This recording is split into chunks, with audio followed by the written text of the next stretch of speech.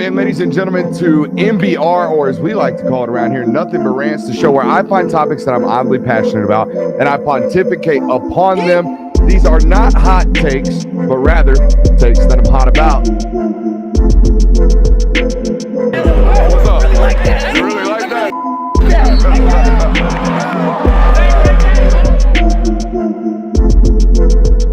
Let's shut up and grind some tape. This video is brought to you by BetUS Sportsbook and Casino. What is up, ladies and gentlemen? Welcome into the Film Guy Network, powered by BetUS. Ladies and gentlemen, we are here. All right, it is football season, and here's how you know.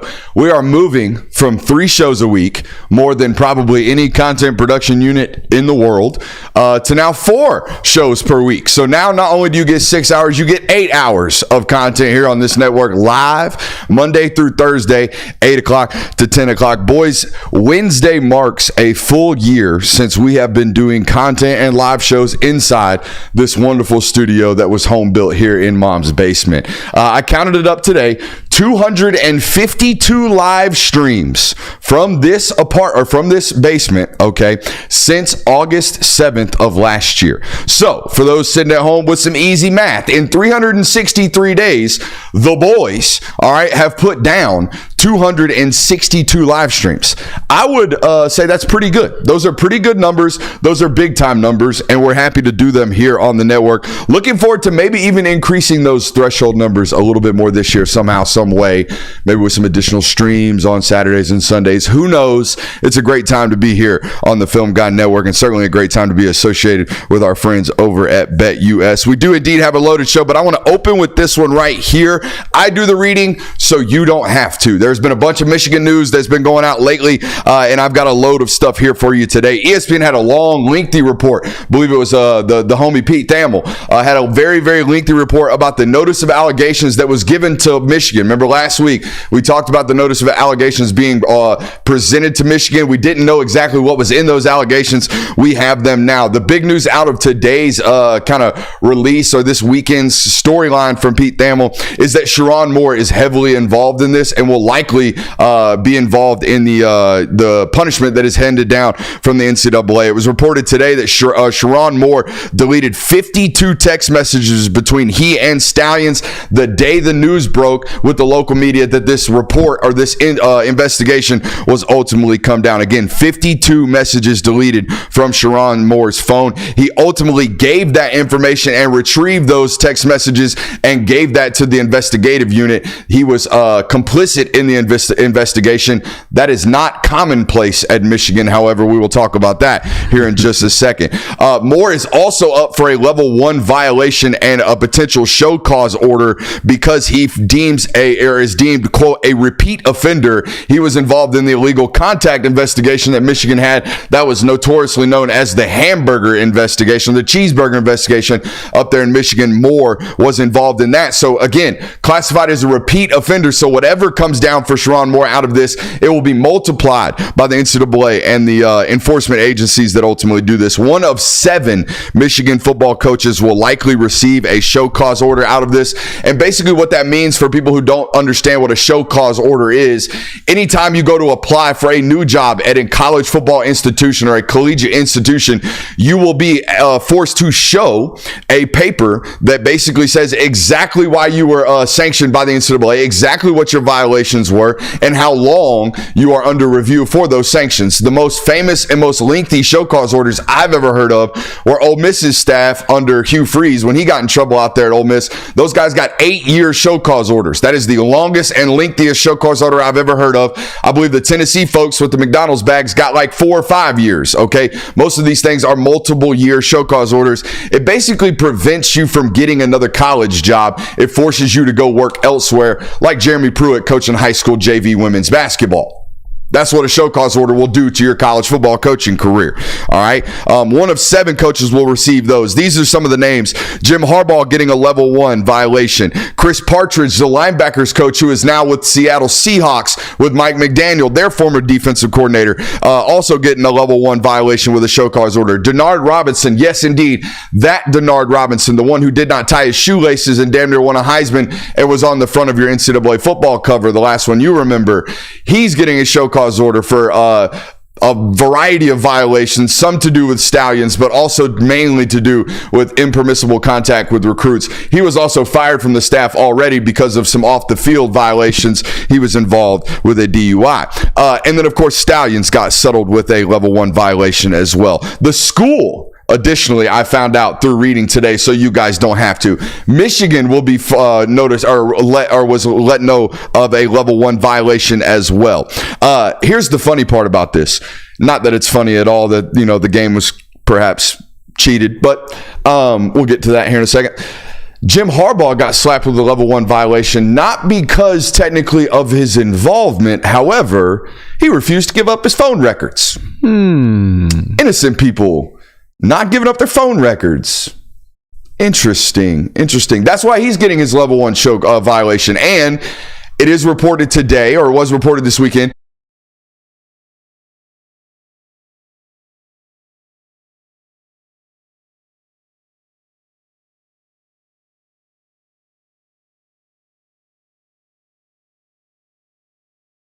about the scheme. I love that of the course. We've already talked about the NDAs and all that good stuff. I love, stream just went black. I love the idea that he was like, you know what? I'm not talking to nobody. I'm not giving nobody nothing. But, I'll talk to Netflix. If they want to pay me, that's dope. I'll do that. But other than that, y'all can piss off. I'm deleting phones. Y'all ain't getting nothing. It's OV. I lost faith in the documentary as soon as I saw that Dave Portnoy is one of the people that they're interviewing for this. Not a big Dave Portnoy fan, huh? Well, he's a Michigan homer. Tennessee tight end commit Carson Speed, their 3rd tight end commit in this class up there at Tennessee. Interesting. Doing some work. 3 tight ends in one class. It's a depth chart. It's a depth chart thing. Right now, it's Holden Stays and another transfer, and then a redshirt freshman that they got out of Collins Hill that I'm drawing a blank on the name of, Ethan Davis. So it's really young, transfer portal heavy with nothing else behind it. So you can understand why the 26 class or the 25 class is getting loaded down with Tennessee, but not what we were here to talk about today. We're here to continue to talk about this Michigan stuff. We'll get to that here in a second. The Dark Knight Rises meme with Bane, looking at the guy in the plane, the opening scene, probably one of the better, both Batman movies, The Dark Knight and The Dark Knight Rises, killer opening scenes. They're going to expect one of us in the wreckage, brother. That one, that's obviously fitting to this Sherrone Moore incident. But, however, obviously Jim Harbaugh being Bane, I don't think it's 100% applicable in this situation because of these 52 text messages. That little henchman they let die in the plane, just a nobody. He was henchman number 7. He wasn't the head honcho of the henchmen. He was just he was JAG. He was just another guy. This Sherrone Moore stuff, this 52 deleted text message, this is not just compliant. This is actively involved in the scheme. This was one of the top henchmen getting left on the plane. If you'd ask Jim Harbaugh, he was the mastermind behind it all because Harbaugh knows nothing about it. So, but yeah, it is very weird how Sherrone Moore is this involved. Way more involved than I think any of us thought he was. The way that it was painted at first was Connor Stalions was a mercenary, and Harbaugh might have known about it, but he didn't exactly give the go-ahead on it. Now it's looking like multiple coaches with prominence were interacting with him. 52 text messages, bro. You were doing numbers as a henchman. You were doing numbers, and those are the ones he was willing to delete. That's not just the casual conversation he thought he was going to get away with. I was thinking when this first dropped, and obviously when Sherrone Moore took the job and was named the interim head coach, and then was named the replacement, and it was kind of set up that this was going to be the guy. Immediately, my mind was like, hey, bro, at least he's going to get paid. You know what I mean? At least he's going to get paid no matter what happens. He got an opportunity to be a head coach at his alma mater. I believe he's a Michigan man. Nonetheless, great news for Sherrone. At least he's going to have an opportunity to be a head coach, and maybe the sanctions aren't that bad. And that was my initial thoughts. Most importantly, at least man's going to get paid. Except Mans ain't going to get paid that good based off what I was reading today. I'm going to read you these contract details for Sherrone Moore. And this might be one of the slimiest athletic director jobs I've seen. Like, this is next level foresight in knowing that you finna cook this man and hang him for basically every violation that y'all got. You ready for this?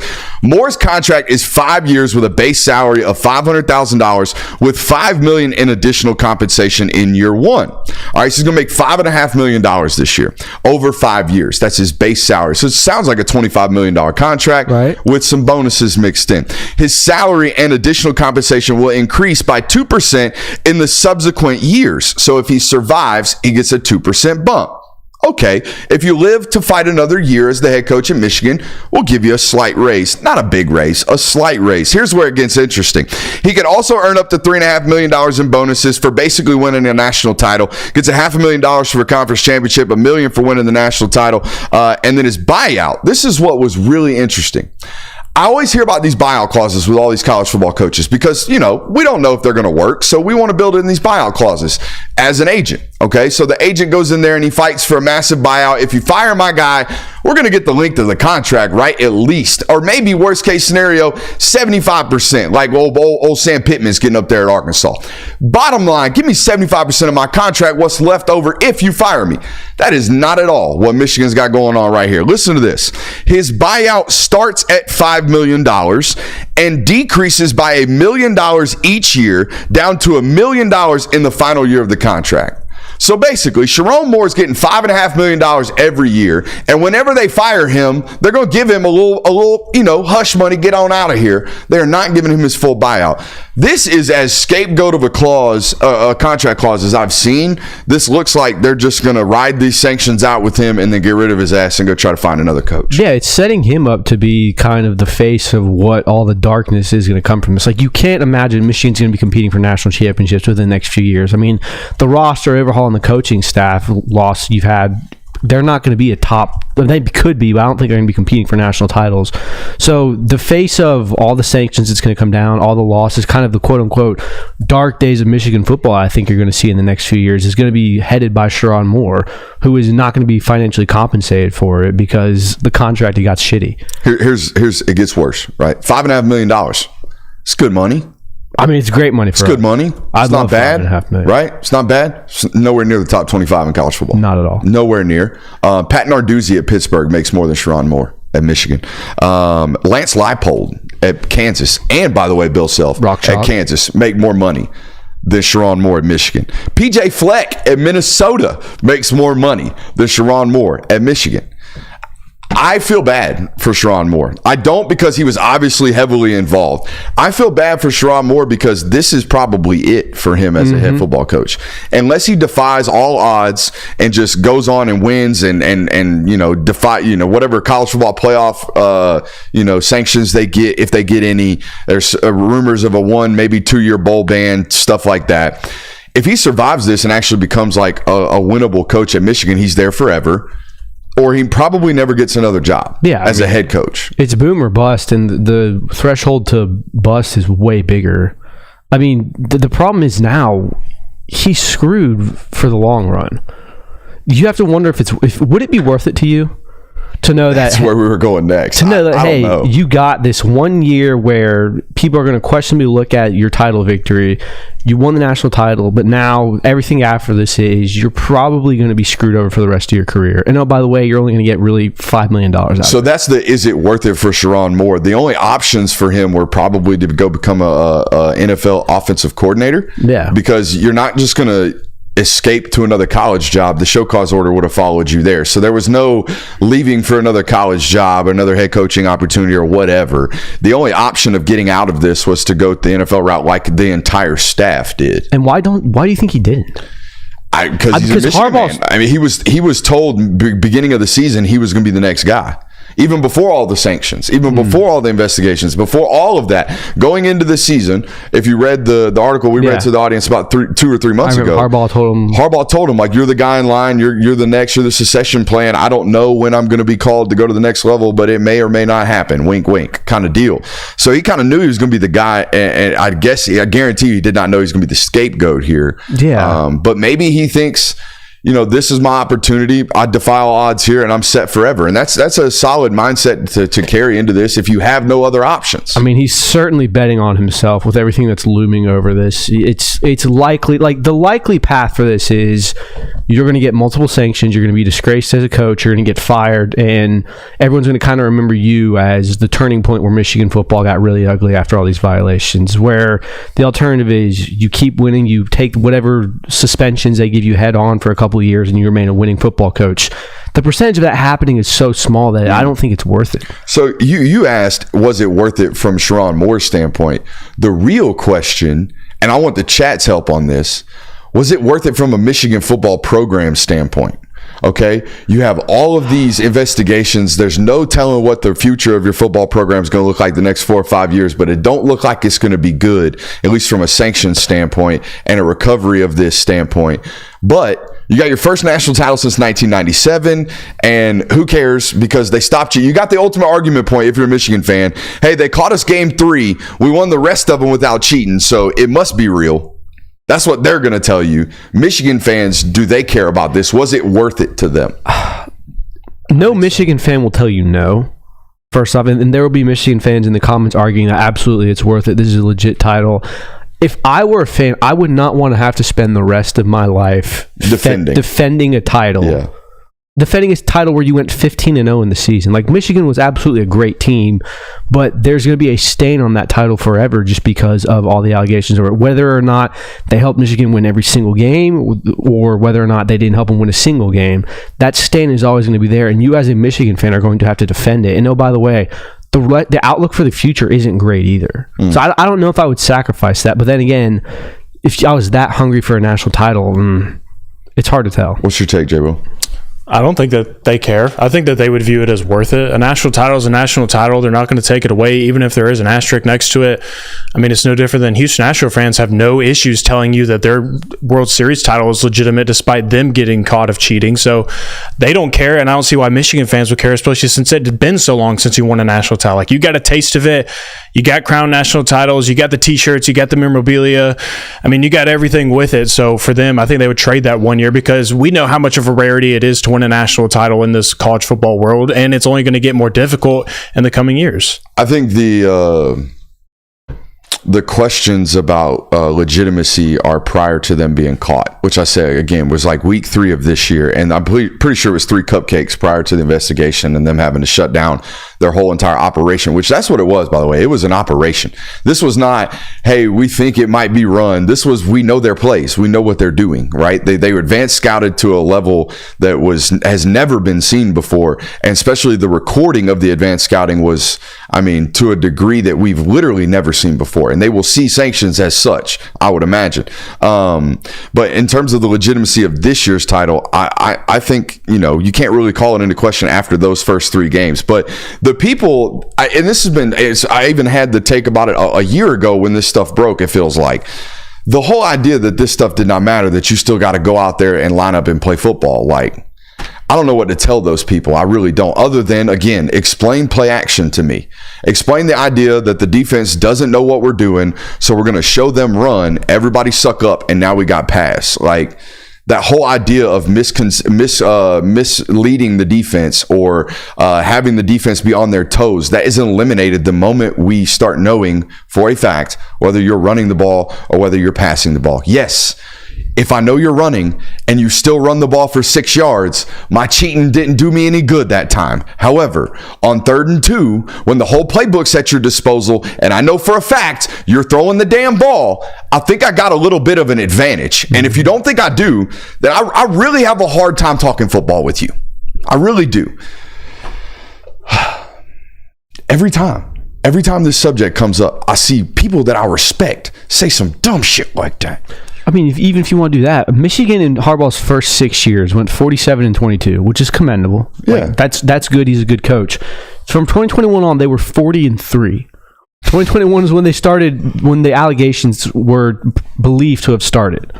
Like, you're telling me that Harbaugh just became an incredible coach after the 2020 season? Well, they got J.J. McCarthy and that defense, man, and they got some good running backs and that offensive line. But yeah, the difference between, what'd you say, 40-22 and 40-3? Yeah. Was a pretty damn daunting. You know, it's pretty hard evidence to overcome right there. I think my favorite thing out of all of this is like other fan bases like Tennessee now claiming the South Carolina loss. Yeah. Being connected to the Michigan Chiefs. You were losing. Like, we only lost that game because of Connor Stalions. They lost gave that up the game playbook. like 30 points. All right. South Carolina ran out of fireworks because they scored so many touchdowns. I'm good on the Stallions story and Michigan. I think it is pretty ugly for them moving forward. I was interested to see the chat basically renege on all that. Like, they were still line up, play ball when this story came out during the year. And now they're asterisks, take it away, strip it from them. That's interesting to see how that kind of narrative has changed, seemingly. All right, welcome into tonight's show. We do indeed have a loaded one for you. Auburn making waves again since we told you so. We told you so about 2 weeks ago, told you so again last week, and told us so again tonight on the Auburn Tigers and on the trail. Favorite college football song or college football song that most makes you think of college football? We'll talk about that tonight. The coaches poll was released today. We have some reactions and thoughts and notes, comments, concerns about that. We got a game of 3 reasons today. I'm really excited about this one. So, debut segment for us here on the show. We're going to give you a take and give you 3 reasons why we believe the take might come true on this year's college football season. But before we get started tonight, I want to make sure you hit that thumbs up button, like, subscribe, rate, review. Also want to give a shout out to our friends over at BetUS. Are you looking for a new book this football season? BetUS, I'm telling you folks, is the answer. They have the fastest payouts in the industry, 125% sign up bonus, up to $2,000 on your first 3 deposits. That means if you sign up with the link today in the description, your first 3 deposits, you'll get 125% sign up bonus over there with fast and easy deposits and withdrawal process. Check out BetUS today with the link in the description below. It's going to be a good season with those guys over here on the Film Guy Network. Super excited to have them affiliated with us, man. That's good stuff right there. All right. Y'all want to do this college football song? Are we supposed to? Yeah. Hit that. Michael Vick at BetUS.com. Catch an incredible 125% sign-up bonus on your first 3 deposits, plus 10% gambler's insurance. BetUS, my online sportsbook and casino. Easy is Madden 04. unstoppable. Quarterback sneak. Just run straight to the sideline. Mike Vick. Automatic OP. Tud. Unstoppable. The drip on that man in that game was supreme as well. Great. We're affiliated basically with Mike Vick. That's so cool. Yeah. Let's Friend of the show. Friend of the show. Friend of the show, Mike Vick. Shout out to BetUS. All right, let's talk about this college football song. I like this segment, even though I only have 2 suggestions. So here's how this is going to go. The song that most makes you think of college football. You hear it, you immediately think of college football. Kirby, your segment, you're first. First song I have, and this is when I feel like I became a conscious watcher of college football. This was the theme song for ESPN that year, The Chant by Nelly. Oh. Do you remember that one? No. Once you listen to it, you'll remember. There's probably people in the chat who remember it. That's the first song I remember hearing and thinking like, oh, wow, this is what football is like. Like, I remember watching football and actually physically understanding it. Oh, man, I'm so sad. I forgot about the suggestion in the chat already. Coming to Your City on game day? Yeah. Oh, man, Big and Rich. RIP that song, dude. They don't use it anymore. Nope. I feel like that was too much of a gimme to put on here. I thought of it, but I didn't like there's obviously shots at the chat from Jay Will. Well, no, I mean, like based on how it was proposed Jay to Will me, just called you basic. Oh my gosh. Based on how it was proposed to me, it felt like it seemed like you guys were going into very personal directions. Yeah, that's fine. For me, while it is obviously makes me think of college football, that's not a very personal selection. I mean, like you could put it might be for our viewers. I think there's one suggestion. There's one clear-cut Hall of Fame first ballot. Let's hear it. Zombie Nation. Oh, that's a great one. That's a great one. Or 7 Nation Army. Yeah. But not Zombie Nation's immediate. I don't think it's an actual song though. It's just It's called Kerncraft 4000, I think. Interesting. Zombie Nation. That's what I'm going with. I also have a personal suggestion. I have a couple of personal ones that makes me think of football, not college football. What's yours? I had 3 of them that were all personal. First one, In the Air Tonight, Phil Collins. When my dad was a coach, it was always played before every game. So that one for me it always makes you think of football. You got to stop and hit the air drums on that. If you don't, you're a loser. Every time. For real. And it's got to be on beat too. Boom, boom, boom, boom, boom, boom, boom, boom. Just like that. Classic. You were a drummer in your past life, I can tell. No, I did. Now, when we did do Rock Band in the house, I was on vocals and drums. That's impressive. Yep. Vocals, huh? Vocals and drums. Vocals and drums. The key on Rock Band is just to get the hums, because it's just a microphone that's measuring decibel levels, basically. So Cheating your way through it all. personal suggestions. The real Connor Stallions of rock band. basically. Until I broke the sticks and then had to wrap them up with duct tape. I was a real rocker. You were too hard rocking. I was a real rocker, dog. The left one had a chip in it, huh? Yep. Don't know what you said, just agreed with it. Was trying to transition. What is your personal suggestion? My personal suggestion, and this is one that I would always listen to before playing a game, it's Holy Wars by Megadeth. I doubt either of you know that song. Nope. But Don't know it. that was my pregame song, so... I got a pregame song. Interesting. My stepdad was the PA announcer at our high school. Sick. And so we got kind of some input on the playlist and whatnot every once in a while. And every single home game, right before the opening kickoff, home or away, didn't matter if you were receiving or kicking, he would play The Game by Motorhead. Hell yeah. Time to play the game. Triple H's walkout song. Time to play the game. About to knock your helmet off. I don't care, man. That shit gets me ready. That shit gets me ready. That is it. That's a top 5 WWE walkout song, I think. And I practiced the Triple H water spit. Oh yeah, that was elite. Yeah, I would hit a swig right as it time to play the game. Hell yeah, dude. Yeah, dude. It was lit. That is Any personal suggestions from you, Hooper man? Hooper man. I had 2 more. Boys of Fall, obviously. I think that's one. And then also, I don't know why necessarily, but this one just for some reason always gets me in the college football mood. Round Here Buzz by Eric Church. Huh. I don't know what it is about it, but every time I listen to him, Eric Church making the lineup. I like it. Yeah. Oh, for sure. Always in the playlist. The Chief, man. Love me some Eric Church. CBS theme is always a go-to. CBS themes go to. It's Yeah. Big Ten country. Did I tell you that was my alarm for like 3 years in high school to wake up to? Man, talk about manifesting destiny. You're out here working in college football because you woke up to that every single day. That's exactly why. That's why. That's what it was. Manifestation, destiny. Manifestation. You believe in it. You got to. Speaking into existence. Any other song suggestions? Crank That by Soulja Boy, but that's for Georgia reasons. Yeah, I get that. In the Air Tonight is probably first ballad. Definitely. Right? Zombie Nation. Oddly that became a football song, because it's not an upbeat song. It's just the beat drop. Yeah. Like everything else about that song is like very, very monotone. Yeah. I ain't gonna lie to you. Out Here in the Field, I don't think that's the name of the song. The one Georgia plays. Oh, Teenage Wasteland by The Who. That was always a baseball song to me. It's Bad Boy Riley, actually. Always felt like a baseball song to me. It was my walk-up song. Out Here in the Field. Yeah, I've given my take. I've given my take on that song, and Chad has chewed me up multiple times, so I'm not going to do it again. But I don't think it's that outrageous. I don't love that song. There it is. Nailed it. Yeah, I don't love that song as a resident Georgia fan.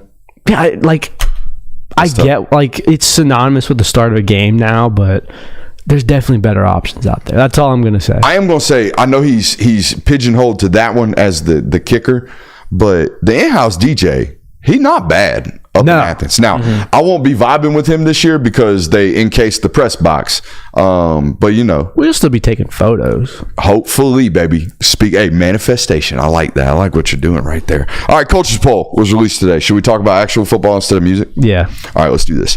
All right, 1 to 25, or should we just assume the audience knows these? Go ahead and read it through real quick. All right, real quick. Georgia, Ohio State, Oregon, Texas, Alabama at 5, Ole Miss, Notre Dame, Michigan, Penn State, Florida State at 10, Missouri, LSU, Utah, Clemson, Tennessee at 15, Oklahoma, K-State, Oklahoma State, Miami, Texas A&M rounding out the top 20, Arizona, NC State, USC, Kansas, and Iowa wrapping out the top 25. Teams receiving first place votes. Michigan got 1, Texas got 1, Ohio State got 7, Georgia got the rest. Checks out. All right. Initial thoughts, comments, concerns on the coaches poll.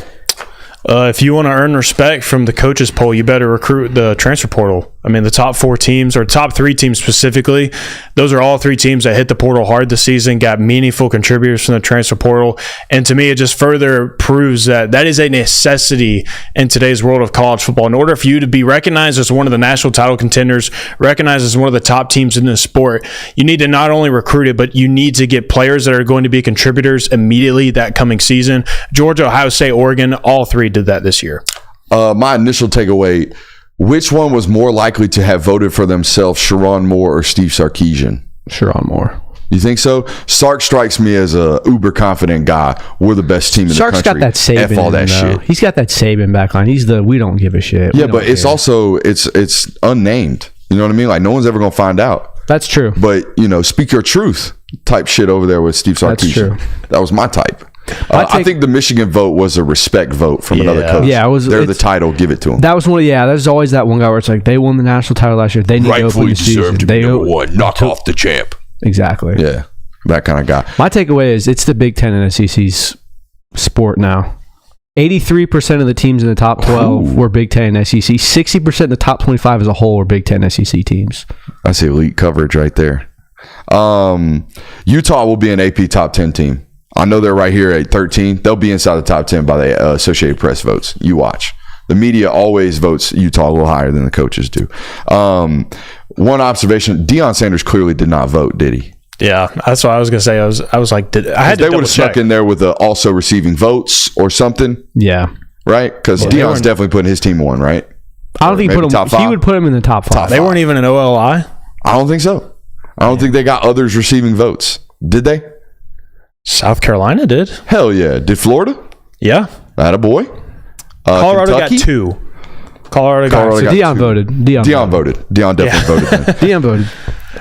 Go ahead. Oh, no, one of my takeaways was I really didn't have any surprises why are they in there? I felt like it was a pretty respectable preseason top 25, to be honest. I don't really look at it and say okay, they clear cut obviously do not belong in this top 25 in my opinion. I thought from top to bottom for the most part, it was I could see it. I think that's a reasonable spot for them. I just had the weirdest idea, and it's not really relevant to this, and we can talk about it later, but what's stopping Notre Dame from joining, I don't know, the American Conference and being a playoff team every single year for the rest of the time? TV deals. And their NBC contract's way larger than whatever they're getting out of a AC or Atlanta Coast contract. I don't see them tarnishing their brand like that. Yeah, that too. That's fair. And they're Notre Dame, and they don't have a conference, which means they're basically going to be playing Mountain West teams anyways. True. So they are in the American Conference. They're playing a non-traditional Power 4 schedule even this year, and it's going to get worse year over year, I would imagine. Yeah, I said, that's literally just something that popped into my head. But because there is no Group of 5 team in the top 25 here, and I'd have to imagine there's not a team sniffing the top 25 really. That's interesting. What Group of 5 team would you say could even make an argument that hey, that might be a top 25? More so than any other year, and maybe it's just because my Group of 5 knowledge has diminished since we've taken on more of a national role. But I feel like every year going into the year, we know of a power or mid-major team that's going to be really good. I can't pinpoint that team. I feel like for the last 5 years, you've had the Cincinnatis, the Coastals, the teams like that. There isn't one this year, I don't think. Part of that problem is the Big 12's absorbed a lot of I think people have kind of just narrowed it down to 3. They either believe it's going to be Memphis, they believe it might be Boise State, and then Liberty is always going to get a shout-out in this. I had a couple more observations. Better record in 2024. Oklahoma or Oklahoma State? Oklahoma State. Just because of the SEC? Yeah, just because you have an SEC slate in your first year. Do you think we're looking at an 8-4 versus a 9-3 type vibe here? Mm-hmm. Okay. I think Oklahoma State also has the propensity to sneak in a 10-2. Yeah. And you don't have 2 of your hardest teams in there anymore, so it's the conference is wide open now for you. I guess. I mean, I think it's a very minuscule lead. I wouldn't. Let me put it this way. I could see Oklahoma State going 10-2 this year. I really can't wrap my head around Oklahoma going 10-2. 9-3 at best, maybe. It's a little fun one because they're both on Georgia's schedule. Neutral site tomorrow, Clemson, Tennessee. Who you got? Tennessee. That was quick, boys. That was quick. Dude. I think it narrows down to multiple reasons. I think that Tennessee's offense matches up better against Tennessee's defense. Clemson's defense? Or sorry, yeah. And then also James Pierce against Clemson's offensive line. I think that's a very favorable matchup. I think that that's something that could really wreak havoc throughout the entire game. And yeah, I think it boils down to those two reasons for me. I don't have enough faith, even against a Tennessee secondary that has a lot of questions entering this season. I mean, I don't have a whole lot of faith in Clemson's offense right now. Yeah. I also think Tennessee's offense has the ability to withstand the pressures that Clemson would put in, and it's kind of designated to beat man beaters. It's also really, really hard to pressure that football team. Exactly. Because they spread out so far that you can't really dedicate that many to the box without them getting it out of their hands anyways.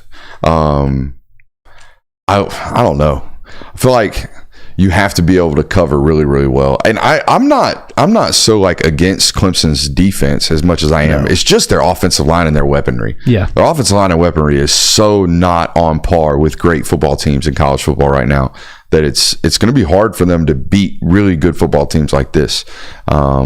Based off what, and again, what we showed you off of the film study as well. Clemson fans, half and half on that. Whether or not they appreciated the breakdown or whether or not they just wanted to come in and say, look at this big-headed Georgia homer. He don't know shit. Why is he watching spring film? And I love that one. Why is he watching spring film? Because had I watched, I don't know, bowl game from last year, I would have got, why is he watching last year's roster? What the hell am I supposed to watch? Other than that, so. Catch 22, brother. Let's move on to 3 reasons. I really like this segment. All right, here's how this is going to work. I'm going to give you a take. The boy's going to give you a take. All right, and then we're going to give you 3 reasons why the take's going to come true. Do we believe these takes 100% to be guaranteed? Not exactly. Okay, but they have purpose behind them. They have reasoning and good logic behind them. That's why they're takes. All right, 3 reasons. First take, Georgia wins the SEC conference, despite the fact that the schedule is really, really hard. Here we go. Number 1 reason, they are the most complete roster in the conference. When you look at them top to bottom, they have fewer holes than I would say anybody in the country, okay, let alone the Southeastern Conference. That's reason number 1. Reason number 2, I fully, wholeheartedly, wholesomely believe they have the best quarterback in the conference. Top to bottom, I think put them on an even field. Give me Carson Beck over everybody in the Southeastern Conference. And number 3, they will be battle tested by December. And why does that matter? Well, I'll be honest with you. Watching Georgia over the last several years, they get to that SEC championship game and they either haven't been tested all year or they haven't been tested since week 1 or week 3 or whatever it was. They've been coasting for the last 6 or 7 weeks. Then they get in the SEC championship game. They got a damn unit and a wagon on the other side of the field and they're, oh crap, we're getting punched in the mouth for the first time. I felt like the last couple of games that Georgia has lost in the SEC championship game, there was either a stagnation to start, all right, meaning offensively or defensively, they just weren't clicking or didn't have it going for them that day. And then they had to fight their way back into the football game because they hadn't been truly in a dogfight in months. That's not going to be the case this year. They're going to have a dogfight every single month on the schedule. And if they do indeed survive, like I think they will, worst case scenario or best case scenario, they're 3-0 on those 3 road games. I think they go 2-1, 11-1 at the end of the year. That puts them in the SEC championship game. And at that point, they will be the most battle tested and most proven team in college football. They will finally I feel good about an SEC championship game matchup for them. 3 reasons Georgia wins the SEC. I like it. I've got one kind of going with Clemson. I think Clemson has 3 losses before the end of October. Ooh. So Clemson, we all know that they have a problem with the O-line. That's reason 1. The offensive line is not going to be able to protect Cade Klubnik, and I don't think Cade Klubnik, he's got the athleticism. I don't think he's ready to make split decisions like that when under pressure necessarily. He hasn't shown that he can in the last year and a half that he's been the starter. Reason 2 is there's not enough talent in the wide receiver room to make a difference. I don't think going back to when you have pressure, it helps if you have guys getting open more quickly. They don't really have anyone difference makers that's going to do that. And the third reason, since the 2021 season, which is the end of the Trevor Lawrence era, if Clemson loses a game, they lose another game within the next 3 weeks. What a stat. With the exception of the only time this didn't happen was their last loss in the 2023 season when they lost to NC State. They won 4 straight to close out the year, but that was their 4th loss at that point, so it's kind of irrelevant. So we've seen these Dabo Swinney teams without great elite quarterback play. If they lose one, they're more likely to lose another within the next coming weeks. So obviously you have Georgia, NC State, Florida State all before October's out. I think they could lose all 3 of those games. That's a take. I like it. And by the way, Appalachian State, not the gimmiest of gimmies in a group of 5 game. So I'm not saying they lose to Appalachian State. Boy, Paul would be giddy. Just keep stoking. Paul would be so giddy. Just keep stoking. Let's see what else we can get out of this take. Yeah. You're really heating up over it. I'm not saying 4 Clemson's reasons, gonna maybe lose. 5. I don't know. What do you got for me, J-Will? I think Carson Beck runs away as a top quarterback prospect in this class. I think like by the end of this season, it's going to be Carson Beck is the only name in this discussion. He's going to be the first quarterback off of the board. Here are 3 reasons why. I think there are prominent questions with every other prospect in this class outside of Carson. For Shedeur, it's can his O-line hold up for him to show everything this season, for him to prove himself to be the number 1 quarterback in this class? And is he going to have another weapon beside Travis Hunter that he can actually lean on? Or is he just going to be held to this one target? Travis Hunter is a go-to guy. You need more than that, especially with offensive line issues or the question of potential offensive line issues. Quinn Ewers, it's not only a matter of can you stay healthy this entire season, but I've been pounding this drum of it's a new receiving core for him as well. That's going to take some time to adjust into. I think it's a big question for him this year. If he can adjust to that and he can continue to keep the ball rolling with this offense and he can remain healthy, he certainly adds himself into this discussion, but I still think that those 2 questions are going to make me stay away from that one and make me more likely to choose Carson Beck at the end of the year. And then I threw Jalen Milroe in this discussion as well, and his just really centers around what does he look like in a Kalen DeBoer offense? How is that going to look and feel for him? And can he remain consistent? Last year, he built up some consistency, and he got to be one of these more recognized, world-known quarterbacks, but this year, it's going to have to be for 15 games. We're going to have to see it for all 15 games from Jalen Milroe. Going on to my second point, there are no holes on this Georgia offense. Really, the only one you can pinpoint is the wide receiver room, but I think that one gets figured out. I think they're kind of already figuring that one out in fall camp, so I think by the time week 1 gets here, you're not going to have any questions on this offense. The offensive line is very strong. Tight end room is very deep. Running back room is even deeper than that. This offense is built for a quarterback like Carson Beck to have an ultra-successful season. And then kind of going on your reason why they're going to win the SEC this year, he's going to be battle-tested, and he's going to have plenty of opportunities for him to prove him being the number 1 quarterback in the country this year. Games against Alabama, Texas, Ole Miss, Tennessee, and Clemson. And by the way, those are all teams with secondaries that are a little questionable right now. So even in those keynote matchups, I think there's opportunity for Carson Beck to really expose those defenses in the secondary. All right, so I like your take. I think there's hands down Carson 1, and then we find reasons to not draft him as the number 1 quarterback this year. We find reasons as an NFL scouting community to poke holes in that young man's football game, and hopefully we don't find any, and then we settle on taking him number 1. This isn't like Caleb Williams where we just take him 1 no matter what because he's so supremely talented. Carson has to play the same rate he did last year, slightly better, which we all believe to be the case, and then he will certainly be the number 1 overall draft pick. You got him going 1 over 1. I got another quarterback running away with the Heisman. Ooh, who? Jackson Dart's going to win the Heisman this year, and here's the 3 reasons why.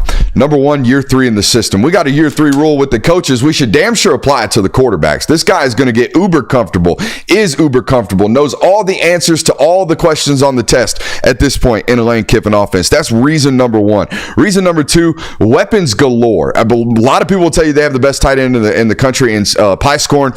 They obviously have Tay Harris coming back. Obviously got Juice Wells out of the portal. They obviously have their number 3 wide receiver from last year coming back as well. So all of the weapons plus some come back from a year ago. Lose Quinshon Judkins, but that's okay. They only had the best number 2 running back in the conference last year as well on the offensive side of the football. But here's the number 1 reason why I think Jackson Dart walks away with the Heisman this year. They play 1 top defense or top 10 defense on the entire schedule. Listen to the schedule. Take Georgia out of it. We all know Georgia's a great defense. They also get that game at home. That's ideal. Okay, listen to this. Furman, Middle Tennessee State, Wake Forest, Georgia Southern, Kentucky, USC Junior, LSU, Oklahoma, Arkansas, Florida, Mississippi State. Boys, there ain't a damn defense 1 on that entire list of teams, except for hopefully maybe $8 million worth of a coaching change in the entire staff. LSU gets slightly better. Outside of that, there ain't shit worth of a defense for Jackson Dart to play this year in Georgia. I like Jackson Dart to put up copious amounts of numbers this year in that Ole Miss system. That's a very good take. And I think it makes perfect sense too. You don't really think about that just because Ole Miss and Heisman winners doesn't really get associated, but I like that. I'll continue with the Heisman. I think this is the year we have a non-QB Heisman winner. Because for as good as Jackson Dart is, like you said, for as good as Carson Beck is, for as good as Shedeur Sanders is, you also need to be kind of a larger than life personality or just put up insane amounts of stats to win the Heisman. And I don't think Carson Beck has this larger than life personality. I don't think Jackson Dart necessarily has that. I mean, Shedeur has that, but he's going to win 5 games this year, so it doesn't matter. I think that's probably going to be one of the reasons why quarterbacks kind of take a step back. 2, we have this every few years. I think the average is like 5.5 years that you go without winning before you have another non-QB. It's been 4 years will be since Avonte Smith this year, and there's just some elite running backs in the class this year. Ollie Gordon, Quinshon Judkins is going to get a lot of run. Trevor Etienne's a guy like that. There's a lot of elite running backs I think it's kind of take a step forward. And also you're seeing more and more offenses translate to kind of that physical running game that they got away from in the early 20s. Michigan did that for a while. Ohio State seems to go back to doing that. So I think it's going to be interesting. I think we need to put a pause on this Ohio State going to a physical run game. And here's what I mean. They are going to run the football more than they ever have under Ryan Day. Fact. That is 100% true. Chip Kelly is coming over and he's going to bring an offensive run mindset. That's what they do. However, some bitches ain't going to be in 12 personnel with attached tight ends and a fullback. It ain't going to be like that, okay? They're not going to be out here running goal line formations at the mid-35 like Michigan was. This is not power football. What this is we going to run the ball out the spread, okay? So it's going to look like that. However, Chip Kelly did at UCLA morph more into attached tight ends and maybe some sniffer work and running more stuff out of 12. But that's because he had UCLA's weapons. He's got Ohio State's weapons now. It's a little bit different of a discussion. They will be, I'm going to say about 57% run this year, 58% run. Usually they're about 50-50. That thing will change this year. You're 100% right. But I wanted to correct that, not you. I wanted to correct this nature of Ohio State's going to get more of a tough brand of football because they got Chip Kelly. No, they're just going to run the ball a little bit more out of some more creative sets. I think Oklahoma and Jackson Arnold are going to be good on offense this year. I think that good. That's the take. We can put good on offense. Good. I like that. I think that there's been questions. Nothing wrong with being good. Nothing wrong with being good. Jackson Arnold is going to be impressive this year. Let me rephrase. There you go. All right. And the 3 reasons why. First one, they returned 3 of their 4 leading wide receivers from last year while also adding Purdue's leading receiver from last year. And they also returned their leading rusher. So plenty of weapons, experienced weapons in this offense for a first-year starting quarterback to lean on in tough situations, and just a lot of experience to surround a guy that doesn't have a lot of experience. And I think that's necessary for a first-year starting quarterback to have success, specifically in the SEC. So that's my first point. Second one, Dylan Gabriel was successful in his first year with Brett Venables. Now, he did have prior college experience at UCF, so he didn't just walk in and he wanted a starting job because he didn't have starting experience anywhere else and he had to look for somewhere else. He brought that with him to Oklahoma, but I think that there is proof that someone can walk into this program and have offensive success. He threw for over 3,000 yards, 25 touchdowns, and 6 interceptions. I don't see why Jackson Arnold's stat line couldn't look like something similar this year. And then my last point is I don't think that he's going to be tested by one of these high-end secondaries this season. It's Texas, Ole Miss, Missouri, Tennessee, Auburn, and LSU as the keynote matchups in the conference. Texas has major questions in the secondary. They were ranked in the bottom third last year in passing defense. Spring game, they were Swiss cheese as well. So I don't have any questions. Ole Miss, there continues to be questions on defense. I know that they added some great pieces through the transfer portal, but all up front. All up front, exactly. So I think that there's still they still have this propensity to maybe allow explosives in the passing game. Tennessee, that's still kind of this burning question with the Volunteers and Josh Heupel. You have a point? No, I have a random question. Have you played with Oklahoma at all in college football? No. Video game? They run wide choice in that game. Mid. They got wide receivers stacked outside the numbers. Mm-hmm. It's very similar to Tennessee. That's what I'm saying. It's wide choice. I wonder is that what they run offensively? I haven't watched Oklahoma football in a while. Well, they have a new OC, so Latrell. This will be interesting because Jackson Arnold's got a chooch on him, if anything. Yeah. Okay, so and it seems based off the game. I played with him last night. He got some legs on him too. So that combination of wide choice, quarterback with a chooch, and legs on him is exactly how Tennessee led the nation in points per game. Mm-hmm. I want to ask you this just based on your take. Do you think Oklahoma's offense is good enough to where they don't at the end of the year go, man, I really wish we had Dylan Gabriel? Or do they say, we don't care, Jackson Arnold was fine? Well, that all depends on if Dylan Gabriel is sitting in New York at the end of the year, in my opinion. No matter how good Jackson Arnold is, if he's sitting at home in December, which I think we all believe, I don't think we're expecting a Heisman caliber season from Jackson Arnold this year. True. But if Dylan Gabriel goes and sits in New York, and if he freaking wins the award this year, it doesn't matter what Jackson Arnold does. It's going to be, dude, you just let a Heisman Trophy winner or Heisman Trophy finalist walk out of this building. And that is reason number one why I believe Oregon wins the Big Ten. Reason number one, I'm a Dylan Gabriel truther. I am a Dylan Gabriel believer. All right, I watched it for years I don't think I've ever seen Dylan Gabriel lose a football game on him. I think they lose because of other reasons. Man puts up 335, might throw a pick, 3 tuds, and they lose by 14 points, and you're scratching your head like, how? Well, it wasn't Dylan's fault, not based off, stat production and not based off what we see on the field when he's playing. I think he's one of the better and more consistent college quarterbacks available. I'm not saying he's going to be a great pro.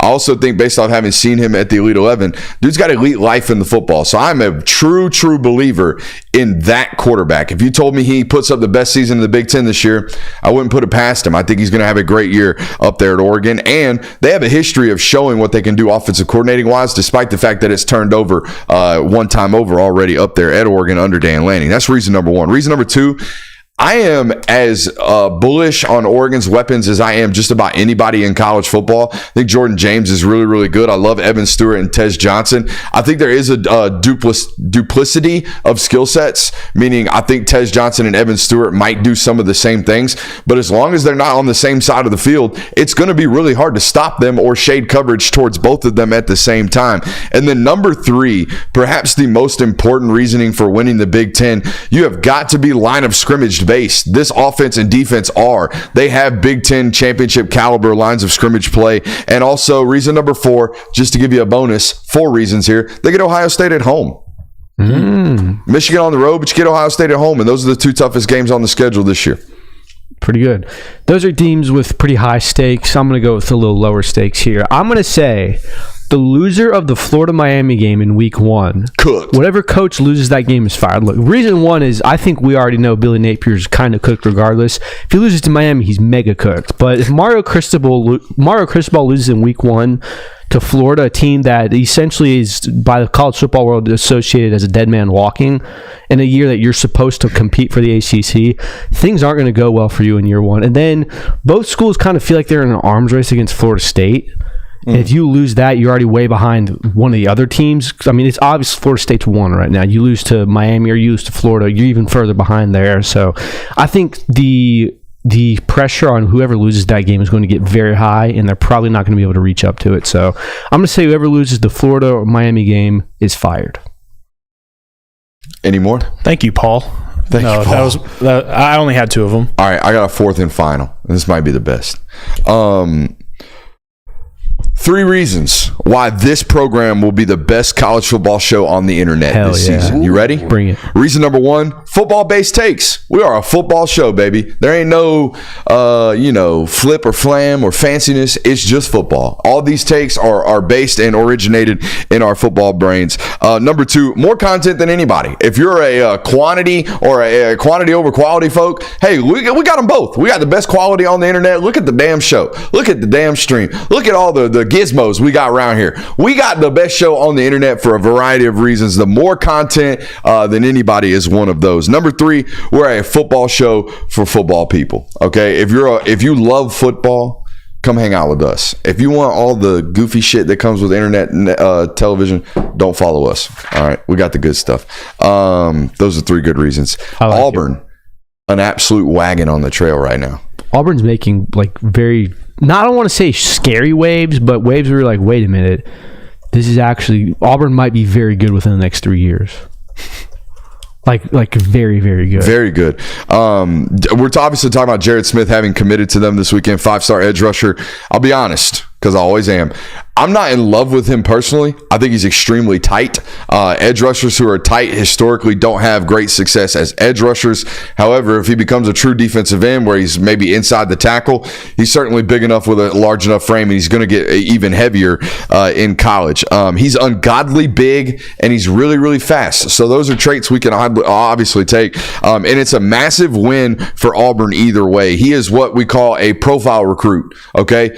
That's got an elite profile. That's got an SEC, maybe NFL football player profile on that guy. Take him no matter what. And Hugh Freeze is doing a couple of things. He's recruiting based off profile. All these guys have elite physical measurements, dating back to Cam Coleman all the way up till today of Jared Smith, or this weekend of Jared Smith. They all have really great physical profiles. But we also talked about last week how Hugh Freeze is absolutely hammering the state of Alabama. This makes 9 out of 10, I believe, of the top 10 football players in the state. The only one he's missing is Neem Offord. Okay, and I think the other one is the edge rusher that's committed to Ohio State as well. All right, so there's a couple of guys that he's missing out of that top 10, but he is absolutely hammering the state.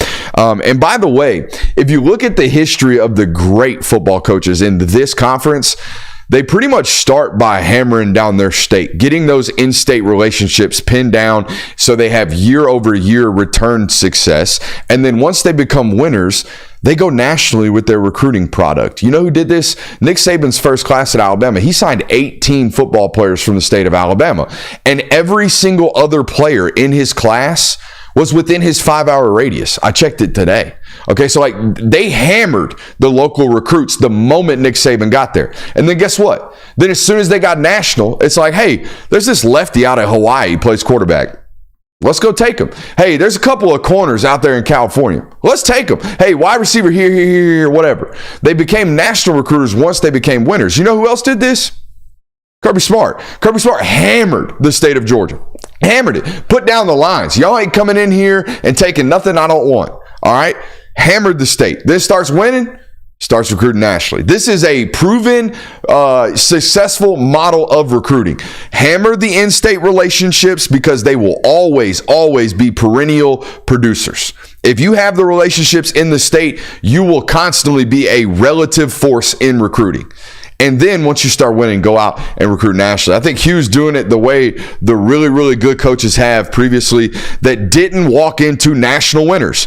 Alabama is a national winner. Kalen DeBoer walked in there with national recruiting presence and prowess. That's why he's nationally recruiting and doing so with a top 3 class right now in 2025. However, he better start paying attention to the backyard because the backyard right now is getting planted with a Hugh Freeze flag. So who would you say is more set up for success over the next, 3-year period? Because Hugh Freeze seems to have a chokehold on the Alabama standpoint, but Kalen DeBoer also doesn't seem like he's having any issue recruiting nationally. So which do you think is going to be better suited? Because it's kind of two separate approaches. And one is based off relationships and one is based off success. Mm-hmm. Relationships, as long as they are cultivated in the correct way and fed good food, they don't ever leave. Correct. You know what I mean? Like you establish relationships, you got long-term success that you can bank on. If you're relying on success to make you a national threat recruiting, then you're dependent upon that success and you better maintain it. Mm-hmm. So I think from a long-term successful ploy, history tells us hammer the state first, then go out and do the national stuff.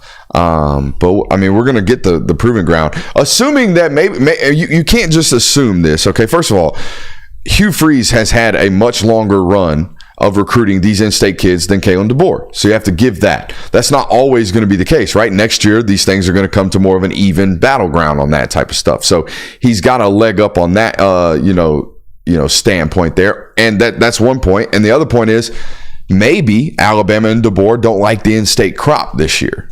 And if that's the case, that's the case because they're obviously taking good players from out of the state.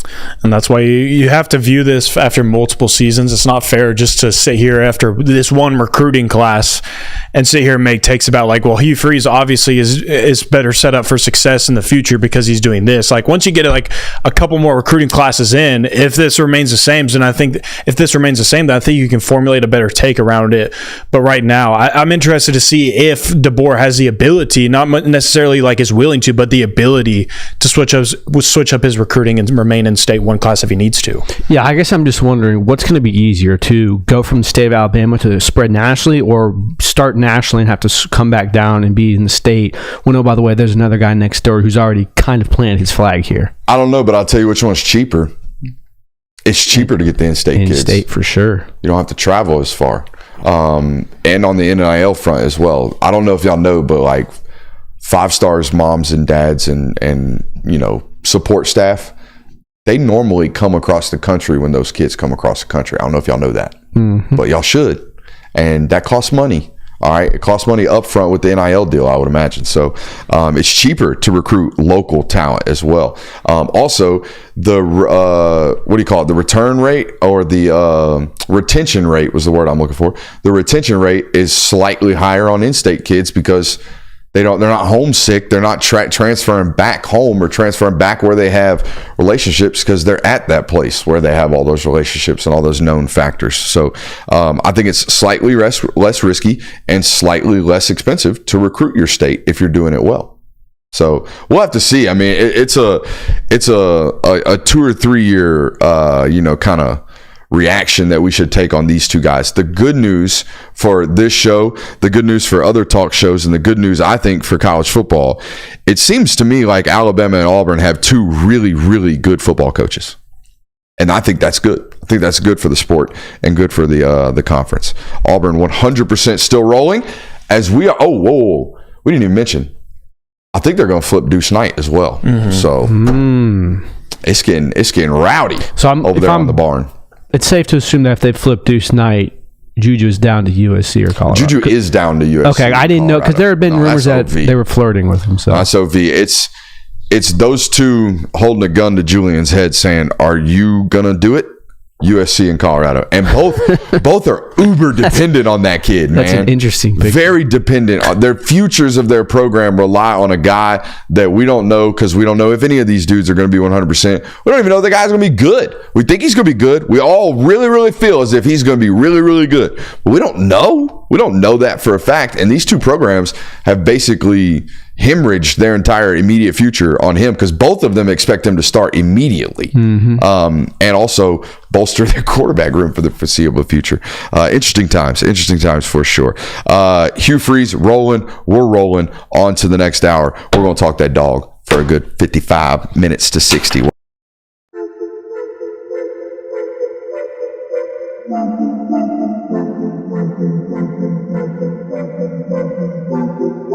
Welcome into Talk the Dog, the show where we find a bone to pick and a take to give. These are not hot takes. These is dog takes. Can I talk that dog? What's up? You like that? You really like that?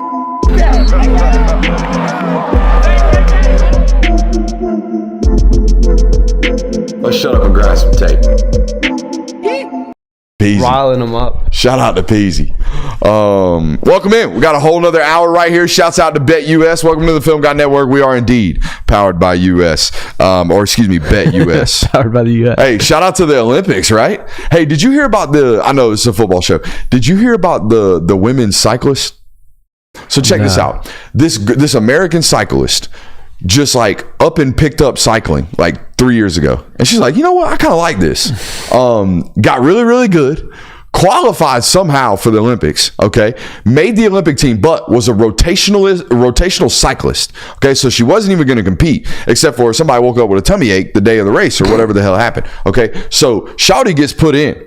Shawty's like 5 kilometers back from the leaders with, I don't know, however much time left. She's way back. She's like tied 36th.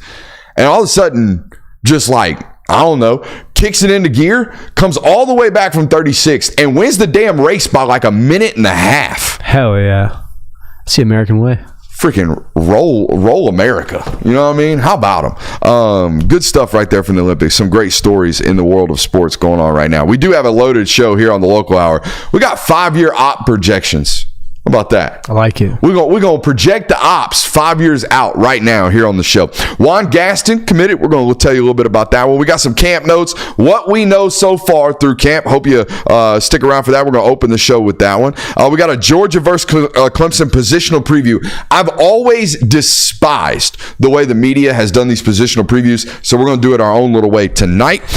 Potential flip to let you guys aware of. We let the Patreon audience know of it earlier in the week. We're going to bring you a little tidbit on that tonight, and some recruiting calendar intel. And I'm gonna tell you, the recruiting calendar kind of dry right now. There's some stuff coming up, but based off the recruiting calendar, I got a take that's just waiting to get unveiled for you guys tonight. All right, make sure you hit that thumbs up button. Make sure you're liking, subscribing, rating, reviewing. What do I mean when I say rate and review? I mean we are available on podcasts. If you miss any portion of tonight's broadcast, it will be made readily available for you. However, wherever you get your podcast, just search the Film Guy Network. And while you're there, make sure you are subscribing. Make sure you are leaving a review. Make sure you are doing all that good stuff. 5 stars. If you're a 4-star, you're a hater, and we will find you. Let's get after it. What we know so far, we've been through what? 4? Thursday, Friday, Saturday, Sunday? 4 practices at the University of Georgia so far. One of which, thanks to the Class City Collective, a whole bunch of people got to go see. So that was nice. Kirby Smart taking a little page out of this show's playbook, I believe. Okay, this spring we saw Ryan Day do this. And we're like, you know what? Hey, Curb, no, you hate it. No, you absolutely hate it. But, $85 a head, 500 people, not a bad idea. Nope. However much it was, whatever it was, they got some people to sign up for the Class City Collective and let them come watch a practice out there yesterday. Here's what we know. First and foremost, I think the most obvious note coming out of fall camp so far is the running back room at Georgia is perhaps deeper than it's been in 5 or 6 years. It feels like, obviously led by Trevor Etienne. The news of Branson Robinson being 100% healthy for fall camp made people giddy, and he's practiced really well from what I've been told. Obviously, Roger Robinson in the mix as well. But the big news is that Nate Frazier sounds like he's going to be an impactful football player as a true freshman this fall. So they have 4. Add Cash Jones if you want. 5 playable football players at the running back position. I don't think we could have said that in years past, boys. No, yeah. I mean, this is one of the deeper rooms, and it feels like this time in the past years, it's always been, hey, this guy's banged up right now. This guy's dealing with an injury. Oh, you just lost this guy for the season. So it's super nice to know that for right now, everyone's healthy and everyone looks really, really good. And no, some people who are already here are exceeding expectations. I mean, when we were opening up this studio last year, one of the biggest topics was running back for Georgia. Big old question mark right there. Cash Jones probably going to be the starter week 1. Just a heads up there. It was a banged up room with a lot of questions. Dejon Edwards and Kendall Milton were both dealing with the lingering injuries, and the timetables too. There was not a definite return for any name in that room, and whereas this year it's, dang, we got so many of them. We can't have too many of them at the same time. We have a lot of them. We have a bunch of them. It's a completely different room and a completely different question mark at that room, for real. A good question mark. Yeah, good question mark. It's like, who's going to be the guy? And are we going to have to get back into a situation at Georgia where you're feeding hot hands and measuring who's got the good looks at it today? That's a good spot to be at a very premier and premium position for this football program. Other note I got for you. Defense sounds like it's gotten off to a really, really hot start. I know Saturday especially got the better, for sure, of the offensive unit. It sounds like the defensive tackle group, and everybody knows this, the defensive tackle group's not only banged up, but it's kind of it's, if there's one question about the roster defensively, whether it's who's going to start at corner or whatever, but in terms of like how great they can be, that starting interior defensive line, everybody's looked at with kind of like a side eye. Are they going to get better? Nazir Stackhouse, Warren Brinson, where's Kristen Miller? Obviously Jordan Hall's banged up. Is Xavier McLeod going to be something? I almost did McLeod there. Is Xavier McLeod going to be something? We'll give you a note on him here in a second, but I'll tell you, for all the questions and comments and concerns there's been about the defensive tackle position, boy, are they damn good at defensive end and edge. Like, at that defensive end position, when you're looking at a roster that's got Mykel Williams on first down, Tyrion Ingram-Dawkins, Gabe Harris, and then maybe we play JJA a mop-up duty. Like, dude, fourth quarter, I'm down 30, and I got to see Joseph Jonah and Jonier come off the edge at 6'5", 300 pounds at defensive end. Like, bro, hold my breath, really, really deep. And then we get to the outside linebacker position. And yeah, you're going to see Chaz Chambliss play on early downs. And you're going to see Mykel Williams bump out to Jack in certain packages and play a lot of that position at outside linebacker. But Damon Wilson's really damn good too. And Sam Mpemba's really damn good too. And like they have options, multiple of like really high-end football players at those positions. And they've been very, very disruptive throughout fall camp so far. I feel like, and I could be wrong about this, I feel like typically when you start practices and you start going contact, defense usually succeeds a little more earlier. Because see-ball, get ball. It's a reactionary thing. Yeah, like offense is all about timing and stuff as that. So when it's defense, like you said, see-ball, get ball. So it's not alarming to hear that, hey, defense is probably doing a little better than the offense right now just because the offense hasn't been really getting to that rhythm. I would imagine when you get close to the end of fall, you're going to be hearing more, hey, offense had a really, really good day. So that's just something for fans. Can't wait to watch Gabe Harris play this year. I told a source the other day, based off of what it sounds like to me, he is, if you gave Chaz Chambliss NFL traits. That's the way they talk about the way this kid practices. Wow. All the lore about Chaz of him being just a badass and take him into a dark alley, first one in, last one out. My God, he'll die on the field before he comes off. All that like, mythological shit we get about Chaz Chambliss. They talk about Gabe Harris the same way. They talk about Gabe Harris like he's got multiple screws, not a screw, multiple screws loose. Like he is an absolute villain once he puts the helmet on. So I'm super excited to watch Gabe Harris play. When Kirby Smart makes it a point to tell people how hard you play, that's like the ultimate tip of the cap from a ball player's ball player. Yeah, I mean, if he plays the whole season like he did G-Day this year, that's going to be a fun, exciting player to keep an eye on throughout the year. All right, other observations so far through fall camp. Monroe Freeling's going to play this fall, a lot. Going to rotate a good bit, and it sounds like he's 100% like a dude. So whether it's giving Xavier Truss a breather, I think that's going to be it first, and then maybe even getting some run over at left tackle, depending on how healthy or how good or what the score is with the situation over there with Ernest Green. So I think Monroe Freeling, second year in the program, getting him on the field is not only important. It sounds like it's something that has to be done. Yeah, I mean, just because as deep as that room is, you have to worry about attrition of reps leading to transfer entries next year. And Monroe Freeling is a guy that showed you last year. He's more than capable of playing, probably starting on this offensive line. It just so happens that there seems to be, seniority right now for certain guys. So I think it's good that he's been getting reps. I don't know. Do you worry that's going to mess with the chemistry of the O-line? Because you always see the graphics of, this O-line started so many games together where it would cause concern for me if it was like a sudden thing, if I didn't know that they had the 10,000 hour theory with all of the rotations. You know what I mean? Yeah. And the 10,000 hour theory, I don't think I have to explain it, but you do something long enough, you get really good at it. And that's the same thing with playing next to somebody on the offensive line. It's way different than even like a quarterback and a receiver getting rapport. Like, we still run routes on air with you all the time. Like, I know how fast you are. I know how you run routes. I've thrown to you enough in 7-on-7 situations like that. But there is nothing that can prepare you or, emulate a combination block on a 3 technique between a guard and a tackle. It's very unique to those guys. They have to know exactly where that guy next to them is, how fast they are, how much ground they cover, whether they're strong as the lead man or whether they're strong as the combo guy. Like, whatever it is, you have to know that guy next to you. I don't fear it as much because I know these rotations have been active since spring ball. Injuries would be something that messes up a rapport at a place like Georgia more so than, just the rotational factor. Everybody gets so many damn reps at Georgia. It's one of their claims to fame. Yeah. And, Matt Rule's talked about this, where it's like nobody practices like us. Well, coach, someone does. Who? Georgia. Okay, it's like it. Matt Rule in Nebraska has done everything he can to make sure they're practicing and getting as many reps across the board, 1s through 5s on terms of the depth chart, getting reps.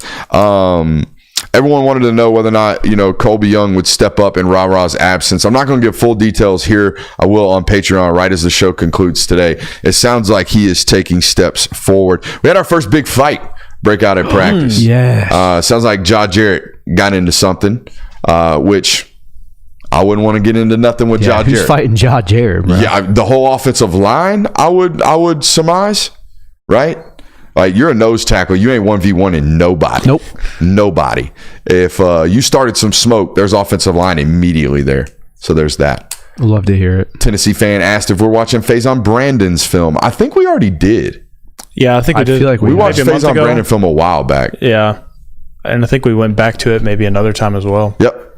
I got some Elite 11 stuff I can send you there, Chris Foster. I think that's Chris Foster and a new name Navy guy. I think he's hiding. It's the same profile picture. Little power T. Xavier McLeod sounds like he's going to be a guy. That's good. Yeah. That's what you needed that, honestly. Sounds like he's physical. He's tough. Somebody asked me about Dark Alley. If it's not Chaz Chambliss, who would it be? Something tells me Xavier McLeod's a little violent. You know? What about it? A little Dark Alley. Yeah, what about Anything about what him? about makes you think he's I violent? just... South Carolina, you know, comes from a pretty rough area. Is it the ankle socks? He's 6'4", 305 pounds, wears ankle socks. That's the main thing. I don't care where he's from. It's that. 6'4", 305, wears ankle socks with slides.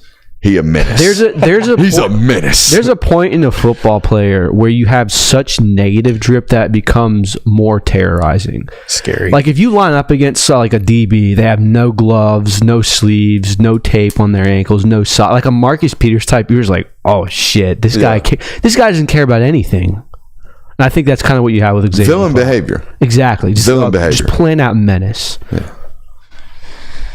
See, I'm looking over here at the chat. Somebody asking me about I know you're a Georgia fan, but don't sleep on Clemson. Buddy, I done hit the snooze button, cuz. It's over with. I ain't got first of all, I don't know how many times. Is it just because of where I work? People just assume I'm a Georgia fan. Yeah, it's because we cover the Georgia beat. And it just is what it is. But like, if you listen to the takes, buddy, they're not biased. They're just real. And yeah, I say good things about Georgia because they've won 2 out of the last 3 national titles, and they probably should have played for a 3rd. So hard to find bad things to say about them, except for the off the field stuff, which we've opened every show every time a Georgia player gets arrested with negative comments about Georgia. So call me a homer all you want. The takes are the takes. You might not like them, but they are what they are. That might be your new catchphrase. Huh? That might be your new catchphrase. The takes are the takes. You might not like them, but they are what they are. Yeah. Because you don't really open with these are not hot takes. I don't. It's in the intro. That's why. Well, I haven't heard the intro in a year. So Yeah, because we're in here silently. Yeah. Just silent, not talking to each other. Yeah, in the intro. Just straight up getting our mind right. The one football player that listened to no music pregame and just sat over in the corner silently, if you ever find that guy on your roster, he's a killer. Yeah. He's a killer. Will Higbee was that guy for us. He would sit in the weight room fully clothed, like no drip, no wrist tape, nothing, no visor, no nothing, middle linebacker. And he would sit there, full pads, helmet on, everything, and he would lay on the ground in the weight room, and he would just hold his pads like this. And he wouldn't say a damn word. He'd just look at the ceiling. Murderer. Absolute murderer. Had rocks in his helmet. Watch out for that guy. Watch out for that guy. He's a killer. Settling in at star is the note right here. That's good to hear. Yeah, it is. I spent all spring talking to sources about what are y'all going to do at star? Is Jonell the answer? Is Jonell the answer? Is Jonell the answer? Sounds like Jonell's the answer. I haven't heard a single point of concern or a single comment about it or a mentioning of Dalen Everett maybe playing at the nickel on 3rd and long and obvious passing downs. None of that stuff is coming up right now, which means Jonell Aguero is playing really well. In fact, the only question about the roster right now is Colby Young going to step up at X? It sounds like they're getting an answer there. And who is the number 3 safety behind Malachi Starks and Dan Jackson? It sounds like KJ Bolden is not quite 100% there. Like we could play him right now, start him if we have to, feel 100% safe about it. Maybe they're at like 90% safe about that right now. Maybe in 3 weeks they'll be at 100%, but right now it's still a quote unquote question. However, that being said, I've covered this team for 5 years now. This is going into the 5th season at the University of Georgia for me. There are 2 freshmen that come to mind that the moment they stepped on campus, everybody knew they were going to be great. One was Jalen Carter. The other was George Pickens. George Pickens was on social media going wild in an 83 jersey as a scout team wide receiver doing dumbass shit. Okay? Jalen Carter had Trey Hill getting absolute pooped on midway through fall camp because he got beaten a board drill by a 17-year-old freshman. An NFL football player get driven off the ball 3 yards. 3-year starter. Worked his ass as a true freshman. Ellis Robinson and KJ Bolden are getting the same exact buzz that those two individuals got as true freshmen. And it only tells me that they might be exactly what those two guys were, which were guaranteed would be first rounders had it not been for a knee injury with George. You don't think Malachi Starks gets thrown into that? Yeah, probably. I mean, you start game one. You did. And Kirby said that at SC Media Days. It's cap. It's cap. Dan Jackson got the first start of the first series. Well, sorry, not start, but I mean, it's not just you. Kirby did it. Kirby said that these are two guys that have started every single game for us. They did not. Michael Williams didn't. Tramel Walthour got the first rep against Oregon. Go back and look at it. Maybe he's doing the roundabout thing where he was on special teams. Yeah, he's doing the thing. Starter. He was doing the thing. You get the starter. He's stretching the truth. No different than what I do every once in a while with some takes. If the stat doesn't really fit inside the stat, inside the argumentative point, we just kind of move the goalposts a little bit. That's right. That's okay. That's how you win arguments. Yeah, got to. That's how you deliver great takes, move the goalpost just a hair. You ain't got to rip it off the base. The base. You don't have to go throw it in the river. Yeah, you don't have to Tennessee it, but you can tilt them a little bit. You know? Going back to that Jonell Aguero thing, I think that probably, if you were to ask springtime after the spring game, what's your biggest concern about the defense? It was probably what's the star position going to look like. And in that spring game, I remember vividly, they really tried to go after the star position, just attack it vertically, see what it was all about. So not hearing anything about the Jonell Aguero camp, I think is very good news. All right, on to the next one. Still battling at corner. Sounds like there's a daily rotation. I love the way Georgia does this, at least in years past, based off position battles that I know and have first-hand insight on. Normally, in a position battle, what you would do is we go into practice, you get 50% of the reps, you get 50% of the reps, we work, and then we evaluate that situation. Georgia, and I don't know when this started, but I started hearing about this a lot last year, where they'll go days where they give, or, one day is my day, and then tomorrow is your day to be the quote-unquote starter. I'll rotate with the twos on your day, you rotate with the twos on my day, and then I actually get a day to be the one. And you get to evaluate that. Not touch and go with the reps, not here and there. But when we're in a battle, Monday's me, Tuesday you, Wednesday me, Thursday you. That's how it works at Georgia. And I think that's brilliant, honestly, because you allow guys to really get a lather during practice. Yeah, you can get into a bigger groove. And also it helps for self-esteem, sort of. Because it keeps you I didn't get benched today, or today's my day. It's not as much of a, man, I really hope I didn't mess those reps up, or I got pulled out too early, or something like that. Yeah. So, well, I think there's something to like being able to correct your mistake. Like if you know that it's your day at the ones, you might blow a coverage, you might blow an assignment, but at least you have that feeling of, okay, my spot's not getting ripped from me for the rest of practice now because I messed something up. I'm going to have the opportunity to correct that mistake and maybe potentially walk away from this practice having washed that away and ended up with a better day than maybe what it could have been. It was just kind of going back and forth. Here you get the ones back and forth, and then maybe you don't get that opportunity to correct your mistake. We got Clemson fans. Dude, we did it. We got Clemson trolls now. Let's go. We baited them. Let's go. Got you, sucker. Let's hang out here for another 45 minutes. We finna get to you in a second. Let's see here. Tate growing as a backup center. Now, a lot of questions about Jared Wilson. I haven't been able to pin down an injury. I know he was on an assault bike during, I believe it was Sunday's scrimmage. Tate got most of the reps there at the center position.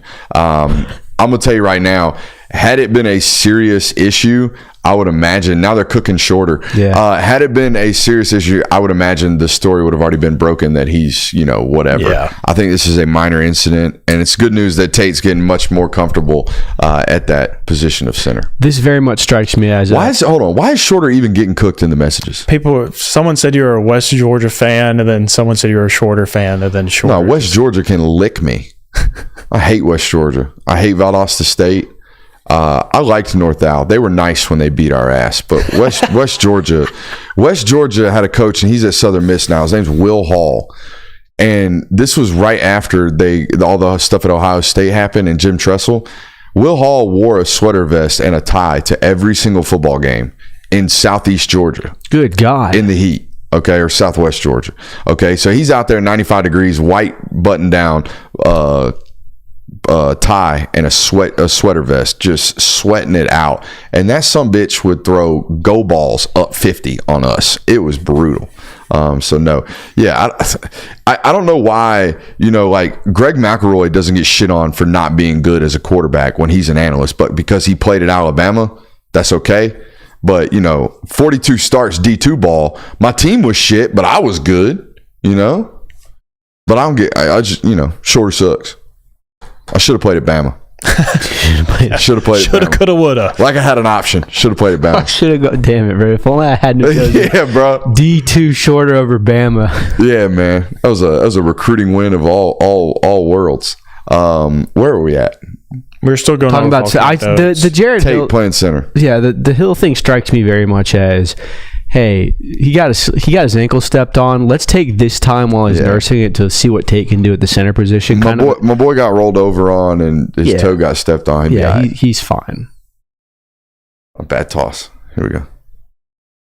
Comment stressing you out. Boo. All right, on to the next segment. Those are the camp notes. Let's talk about Juan Gaston's recruitment. Where'd that pillow go? I don't know. All right. Juan Gaston committed to the University of Georgia Friday? Saturday. No, it was at a game. Friday. It's Friday. You're right, because the Smith one was Saturday. Question for everyone. Was this the biggest sweater of a commitment in a fat minute? And here's what I mean. It was when he revealed it. Bro, well, yeah, he was sweating. But I'm talking about, like, you were sweating whether or not it was going to happen and who it was going to be, like, a nervous anticipation building for a multitude of reasons, okay? And I know I'm cutting you off, but I got a whole bullet point Go ahead. First and foremost, no one knew. Like, no one knew where he was going. I talked to Oregon that day. I talked to Tennessee that day. And I talked to Georgia that day. Nobody had it confirmed. Nobody had gotten a phone call. Nobody had known where he was going. They were all waiting on us. That's first and foremost. Just the anticipation in general. Everyone thought there was a lean. Tennessee and Oregon seemed like they grabbed Uncle Mo real late in this one. Like, out of nowhere, hey, Tennessee's got a bunch of momentum. And then the day of signing, I get a text message say it's between Georgia and Oregon. All of a sudden, Oregon's getting the Mo. And I'm like, Uncle Mo playing a heavy role in this recruitment. That made us sweat it out. And not only that, he's an hour late to this damn thing because it was after practice and apparently he had to go grab 7 different sweatshirts to put on top.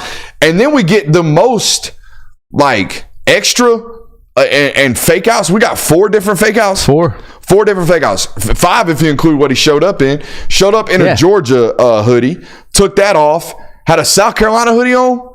I think it went Georgia, Tennessee, South Carolina, Oregon. Then he took it off and put a Georgia hat on. And everybody when South Carolina went hit was like, "That's cap. Take that shit off. Take that shit off. Go on, see the next one."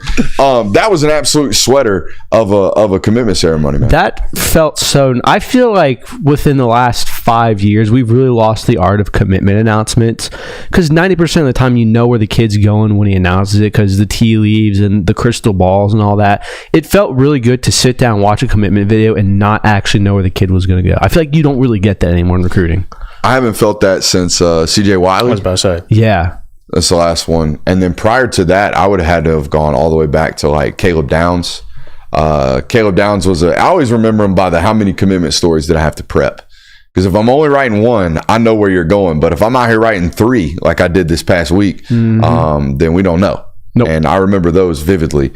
It's this past one, Caleb Downs, CJ Wiley, A-Rick Gilbert. You thought you were sweating, dude. I was sweating when it was like he took one sweater. I was like, do I hit publish on this one now? And then he take another one off. And then that was tough. It got to a point where he literally had to say, no, this is for real. This is the one. This is the one. I had to wait 30 seconds because I was like, don't take the hat off, please, before he... So I was like, all right, finally. Then he stood up and his family started clapping. I was like, okay, he's actually committing to Georgia. He a dog.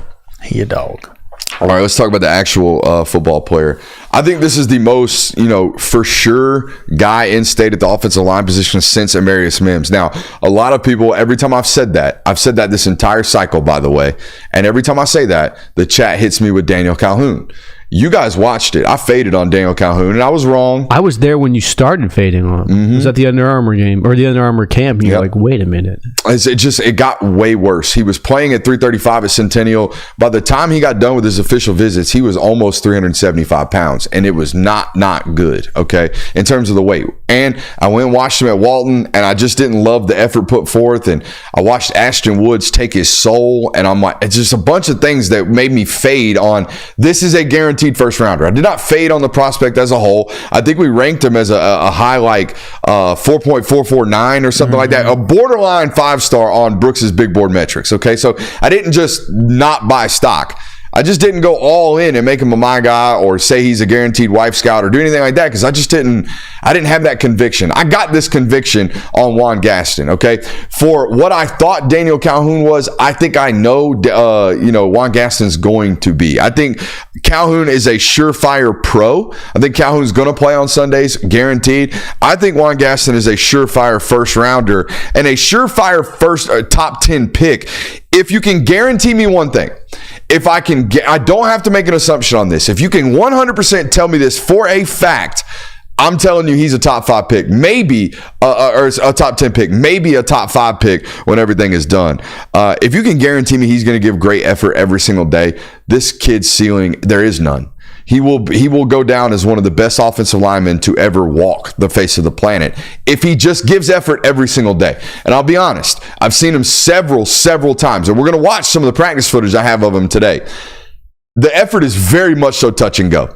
Jonathan saw him the day I saw him give his best effort, and it was last year during a spring game against Douglas County. Best in-person effort I've seen him give, and it was against Jordan Carter, a football player that is not unlike Chaz Chambliss in the sense that you cannot take a play off because he will take your soul that play. All right, he had to play hard in those 2 quarters against Douglas County. And I'm going to tell you what, he handled Jordan Carter for 2 quarters. And every time I see him play hard, he looks like one of the best offensive tackle prospects I've ever seen. Okay, so if you can guarantee me this kid's going to play hard every single time, then I'm here for it. And here's what I know about him. It's not that he doesn't want to try hard. He's selective in doing so. Meaning, if you put a dog in front of him, you're going to get a dog effort. And guess what? He ain't going to face nothing but dogs moving forward the rest of his career. I think he's going to play like one. Let's go watch the tape. Give me that keyboard if I can get it.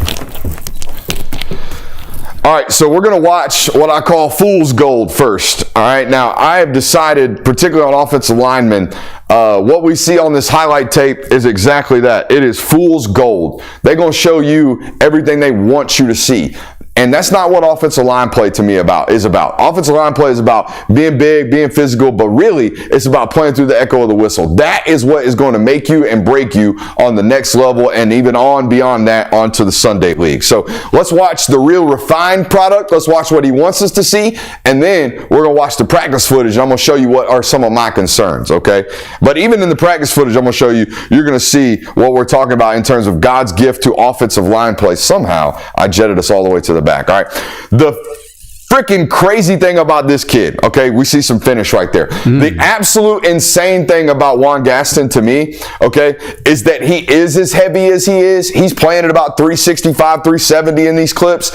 But the crazy thing to me is how light the feet are on this guy. He's 6'8". He's got an 87-inch wingspan. He's 365 pounds, and he's got some of the lighter feet in the class, in my opinion. He's got one of the better athletic profiles of all these offensive linemen, despite the fact that it's only going to get better in college because he's going to continue to lose weight. God. Yeah, this is bad. This nose tackle or this defensive tackle right there from Carrollton is about 5'10", about 195 pounds. Kid, like this is not good. That's what we call finding the rib cage. Okay, when we talk about going to get you a rib, that's what we talk about right there. Okay, wham! He got good pad level right there on that clip as well.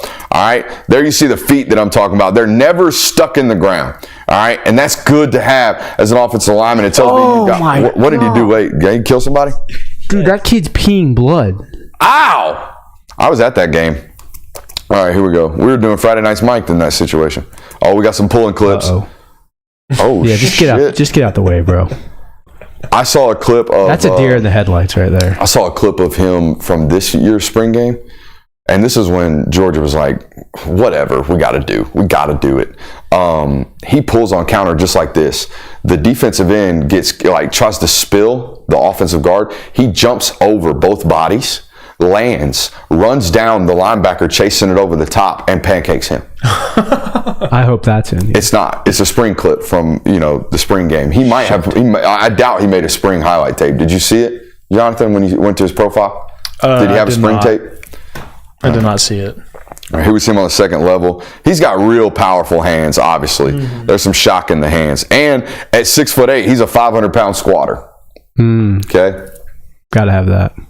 But there is a lot of weight to lose. But here's the deal, okay, as we've come to know. And guys, it's this for 3.5 minutes. It's as flawless of a highlight tape as you're going to find from a big guy that's moving like this. All right, it's a lot of finish there. But we're going to show you some practice tape.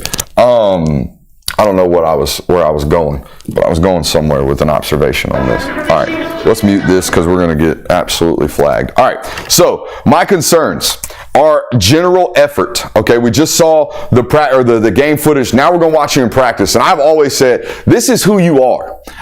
When no one else is there, you think, oh, media guy back there just holding the camera. This is when you are your true self. It's not Friday nights. There's no college football coach in attendance. You are not under, evaluation. You just think you're out there playing on a Tuesday. Well, guess what? Who you are, what's that old saying? What you do in the shadows shows up in the light, all that bullshit. It's real. What you do on Tuesday when no one's watching is who you are. It's who you're going to be. So let's watch this. Here we go.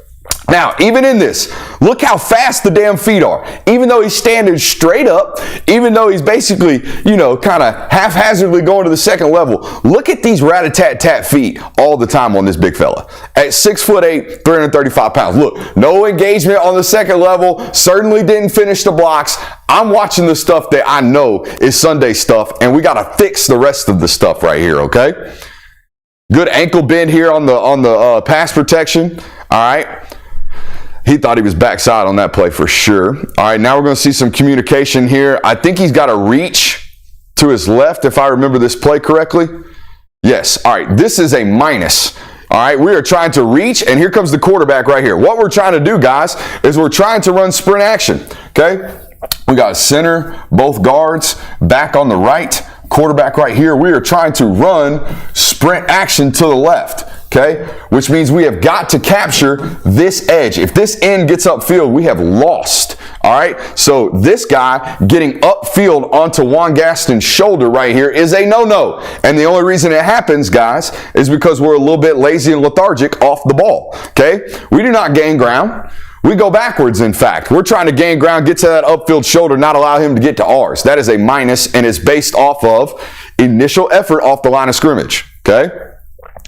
Stance is a tad bit high for me right here. Tad bit high. All right. Squeezing down. There you see the feet again. Look at that, man. That's what I'm talking about. This is Sunday shit. All right. The ability to get the feet in and out of the ground, not get stuck at 380 pounds and 6'8". All right. And then you see the hand shock again, almost knocked the kid over.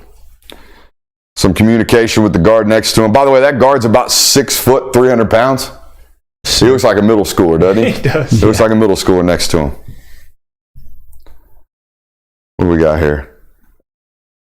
Even that, to jump out and catch that blitzer, the athleticism to do that right there at that weight is ridiculous.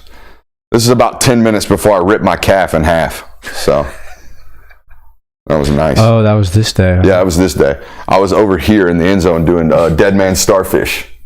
Back there. You know the dead man starfish, don't you? Okay. We call that child's pose. Oh, false hands. False hands. This is what I love about this kid, too. Okay.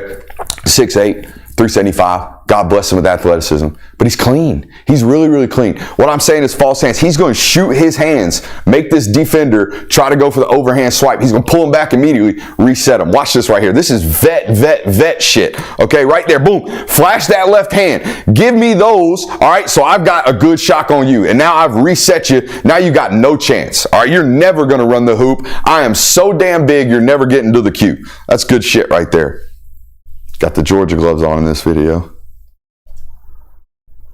How's the chat liking this, by the way? Chat's still arguing about Clemson. They're debating. Football, dude. That's So nice. Keep at it, guys. Let them do it. Let them do it. They got a whole 3 weeks to do this, and a second film study that I might have to cook Clemson on again. Just kidding. I'm gonna go look for the positives. That's what I'm gonna do. I'm gonna go look for the positives. So the Clemson fans subscribe in droves. Yeah, at this point, I'm shooting from the sideline. I've already torn a calf. We'll get off of this. All right. Love the tape. Again, you're going to have to promise me that he's going to show up every day and give the effort that is required to be great. If he doesn't, he's still going to be really, really good. All right, because he's 6'8", 375.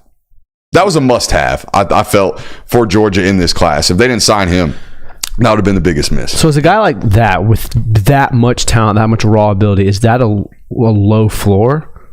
Or is that, I mean, because the effort that's high floor, high ceiling. That's what the rare combination. That's what I meant to say. The rare combination of high floor, high ceiling. Yeah, so there's essentially nothing really you can do to mess him up, barring an off the field. Or let him get fatter. Okay. If you let him get any bigger, it's a loss. But there's no way. There's no way at Georgia you do anything other than lose weight. Mm-hmm. I honestly think it's why they've steered so far away from smaller offensive linemen. They can't put weight on these guys. No. All that they can do is tear it up off of them. Come in 375, be 330 by the spring. What? We all on Ozempic? Probably not. No, probably not. Probably not. That's funny to think about that. They're dishing out Ozempic. Anyone else's dads always subscribe to the theory that college football players are on steroids? Because my dad has since like the 90s. Was that just because he grew up in Big 12 country where Brian Bosworth was roaming the lands? I think Brian Bosworth was on steroids. The whole Oklahoma and Nebraska unit was on the juice. So maybe that's where that stems from. But yeah. I bet they're off of the steroids now and on to the HGH. Yeah, that's the big thing. Yeah. Well, it's also like it doesn't benefit you to be that big anymore because the game's so much faster. Like, so much like faster. if you're That's a big, I think they're on like things like H-draw, things that really reproduce your quick twitch muscle fibers. Mm-hmm. That's what I think they're on. But that's why you don't see like these like freakish like like you obviously still see those guys, but like you don't see many Sean Oakman builds. I don't know, man. You seen Branson Robinson lately? That wasn't Branson Robinson though, but Branson Robinson is a massive dude. All right, let's take a look at the recruiting calendar. That took a little bit longer than I thought, but it's okay. Shit. Actually, potential flip. Should we give that to him or should we leave that on Patreon? Leave it on Patreon. We'll leave it on Patreon. Patreon.com/BrooksAustin. Head over there. That also comes with a Discord channel that's attached to that. We did a lounge session for about 80 people today. We're in there for an hour taking Q&A. We almost treat that like a press conference. I really like that. That's a really fun piece of content that we produce only for our Patreon subscribers. Patreon.com/BrooksAustin. Let's take a look at this recruiting calendar. August 10th, that is this Saturday. Jonte Gilbert, a defensive back. Safety, nickel, corner, don't really know where he's going to play in college, can play kind of all of them. He's out of Douglas High School in Metro Atlanta. I think he's a Georgia Bulldog. This was a really interesting recruitment from top to bottom. USC led at one point. NC State led at one point. Georgia got in the mix very, very late in this one, okay? They offered early, but showed real interest starting, I would say, about 2 or 3 months ago, and they've really gained steam in here so much so that I think they're going to run it away. No timetable for a potential flip that I've already put out on patreon.com/BrooksAustin. Justice Terry has announced already, like well before it was reported today. He actually put it in the interview we did with him back during our spring tour. He ain't making an announcement again until National Signing Day, early National Signing Day. He's going to wait this thing out. He's going to go through his season, handle things at Manchester, and then decide on early National Signing Day, as is Elijah Griffin. Elijah Griffin has held true to that from jump, okay? He got his first offer at 14. He's pretty much told everybody that's been able to interview him, I'm not making a decision until early National Signing Day, so y'all just wait on that one. Nick Brooks, another potential Georgia target. No timetable, but did come back to the state of Georgia. He's going to play his senior year at Grayson High School. As if that wagon needed more Division I bodies on the offense and defensive line, they got another one. And he's 6'8", and he looks kind of like Juan Gaston, to be honest with you. So that one's coming back to the state with no timetable. So what I'm telling you guys is we're sitting here August 4th. We are 4 months away from early National Signing Day. They have 22 commits. They're waiting on those 5 names, at least, that I just gave you, plus a potential flip. That's 6. They are about 90% done with their signing class, it looks like, in 2025. And here comes the take I promised you. Guys, Kirby Smart's got 4 months to set his mind on whatever flips he wants and goes and runs them down. All he's got to do is maintain the hay that's in the barn, make sure it doesn't spoil on him, and then go out and find him a blue chipper that he's going to flip. And he's got 4 months to focus all of his energy, all of his time, all of his resources on that right there. And the history of this man's flip abilities should terrify all of college football. How about that? The biggest takeaway I have from that is we are 3/4 the way done with 2024. Yeah. That's just a time thing. That's insane. Yeah. But eight of the 12 months cooked. Yeah. Yeah, it's crazy like that. Do you think that both Griffin and Terry likely going down to early National Signing Day, do you think that kind of hinders Georgia's chances, or no? Nah. I think they're taking a play out of the Brooks Austin public relations playbook. You want to be the highest ranked player in the country. Just wait until early National Signing Day to sign. And then On3 is going to make you the number one player available because you're the last player available. It happens perennially. My kid, if he's a 5-star, you can act like you silent committed. You can tell a team that you like them to save the spot, but you're a 5-star, Bubba. They saving the spot no matter what. They're going to have a spot for you, dog. You ain't got to reserve or make your reservations known. Yeah, we're gonna drag that thing out because we're gonna right up the boards every single time. Happens every year. Happened to Nate Frazier. Nate Frazier was the number one running back in the country when he committed. Yep. He probably didn't finish as the number one running back. It happens. Be like that. It do be like that. Where do we go next? I think we've got the matchups, or we got can do positional preview, or we can do the 5-year. Let's do positional preview. We'll end it with the 5-year ops. All right, because we got Clemson fans here tonight, and they're itching. They're itching for the boy to talk some shit. Even though I'm not. I don't think I'm gonna right now. Maybe they will see the shit talking. They will see the shit. If you don't say they're an elite program, the two-time national. You're right. You're right. I could take the Paul Feinbaum approach. Dabo's fired. You're never going to be better than 9-3. Nah, don't do that. Don't do that to him. Be honest with him. Yeah, be honest with him. All right, here we go. Positional preview. Now, I've always hated the way traditional media does this. I've always thought it was the stupidest football argument to sit there and go, ooh, Carson Beck versus Cade Klubnik. Who's got the positional advantage? And then y'all do that dumb shit where you rank quarterback versus quarterback, offensive line versus offensive line, defensive line versus defensive line, as if those two units are playing one another. As if Cade Klubnik and Carson Beck are going to line it up 1v1 and then go after each other on August 31st. That ain't the truth. The truth is they're individual talents that have individual matchups versus the defense that they're facing that day. So that's how we are going to do positional breakdowns and positional previews moving forward in the lead up to this Clemson matchup. So here's how we're going to do it, and here's how it's going to be differently. We are going to rate the individual players or position groups, okay, in a vacuum. How good are they? How good do you think they are? We're going to rate that and give a grade on that, A through F, A plus all the way down to a flat F, okay? We are going to do the same thing for the matchup that individual or that position group has in that game. Okay, so here's how this is going to work. I am going to give my grades on the individual players in a vacuum on these quarterbacks in this matchup, Carson Beck and Cade Klubnik. I broke this down into 6 categories. I associated a grade to those, and here's how I established my value system on these quarterbacks. Frame, I gave Carson a 92. I gave Cade Klubnik an 84. Cade's a little thinner. He's a little shorter. To be honest with you, he looks like a normal American man. If you've ever seen him in person, he does not look physically daunting. Carson Beck is 6'5", 230. Does not look like the standard American man.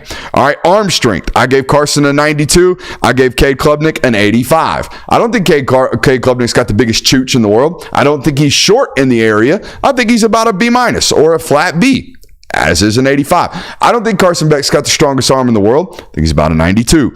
Arm talent, same thing. I don't think they're off the charts in either category. I gave them the same grades, 92 and an 85. Accuracy. Carson Beck had a 73% completion percentage last year. I would have gave him the 99, except for the deep ball accuracy. I gave him a 97. Cade Klubnik, I believe, completed 63% of his balls last year. That's not great. I think that's a little bit due to tight window throws. I don't think that's all on him. I gave him a 92% grade on accuracy because I've seen the dude throw it in person. I think he's pretty damn accurate. All right, athleticism. I gave Carson an 80, and I gave Cade Klubnik a 92. The only category in which Cade Klubnik has scored higher in my categories is the athleticism score and the finesse. This is the ability to layer the football, something that has become way, way, way more important the more and more teams are playing zone coverage nowadays in football. I gave Carson a 95, and I gave Cade Klubnik an 88. Their total scores, a 91.33, that's an A- for Carson, an 87.66, that's a B+ for Cade Klubnik. That's how I broke them down in a vacuum, those individual players. I went a little lower than a B plus for Cade. I went a B, just flat B, because I think that over last season, I felt like in his best performances, like even against Florida State, he had some terrific throws in that game, and I thought he played really well against Florida State. But I don't think that he has enough. Like, I don't think he has enough in the cupboard for him to be this A-plus quarterback, or he hasn't shown that yet to me.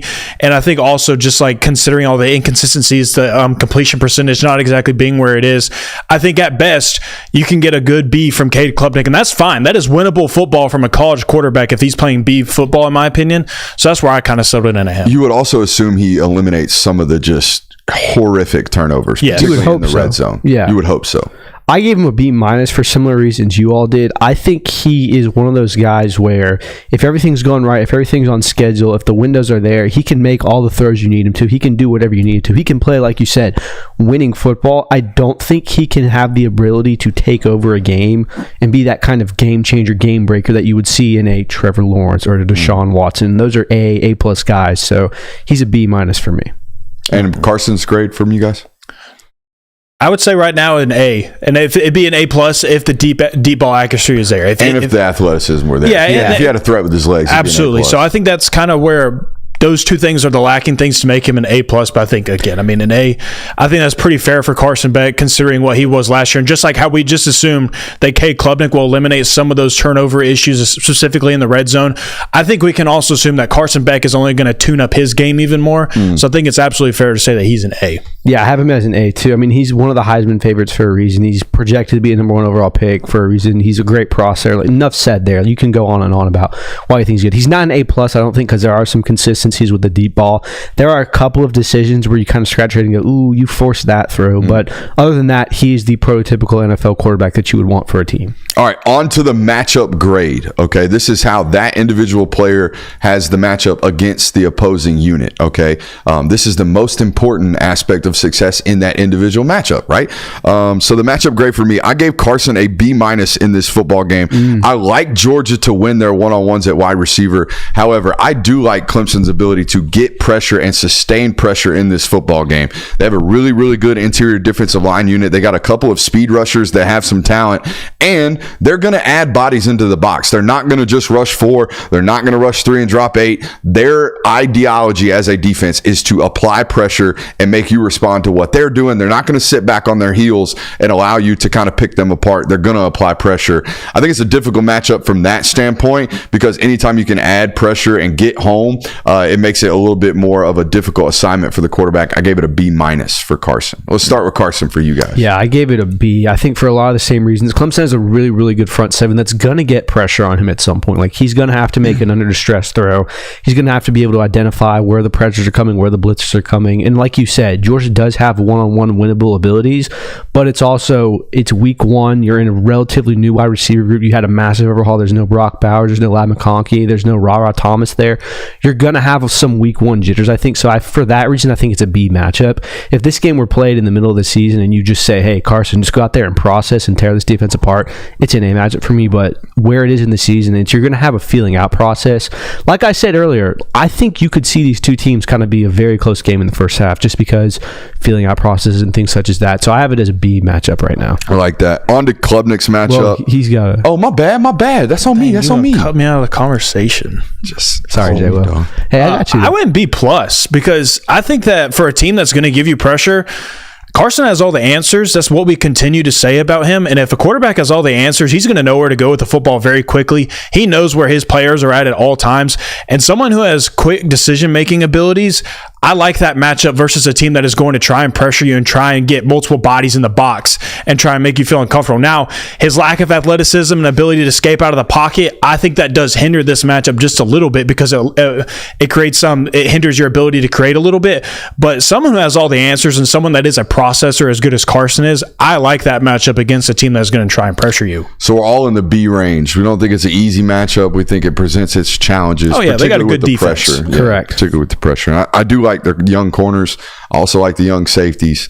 But the defense at Clemson right now is predicated off of immediate pressure. Yeah, I mean, the strongest part of that entire Clemson roster is their front seven. Facts. So not on the offensive side of the football, which takes us to Cade Klubnik and his matchup. Boys, I gave this a D+, and honestly, I think it would have been a lower grade had his athleticism score not been so high for me, because I think he's going to have to create with his legs in this game and take away some of the box count issues they're going to have, because Georgia plays with really light boxes, which means if you're going to run the football successfully, you either have to reset the line of scrimmage and handle your one-on-one matchups and create movement, or not an option in this football game, I don't believe, or your quarterback has to even the numbers and has to give you an advantage with his legs in the run game. I think Klubnik has certainly that ability. Here's the problem in the matchup. I'm sure you guys are going to hit on this. Outside of Antonio Williams, and it's ideal that you have that matchup in the slot, but outside of Antonio Williams, I don't know of a wide receiver that's going to be creating separation in this football game. Clemson fans in the chat shitting on Dalen Everett. Buddy, Dalen Everett's going to put the locks on whoever your primary outside receiver is right now. Okay, because it's either the freshman who's really, really good, and I think Wesco is his name, is going to be really, really good, or a bunch of really big body receivers who already have problems creating separation. Those combinations, those combinations are not ideal for this matchup for me.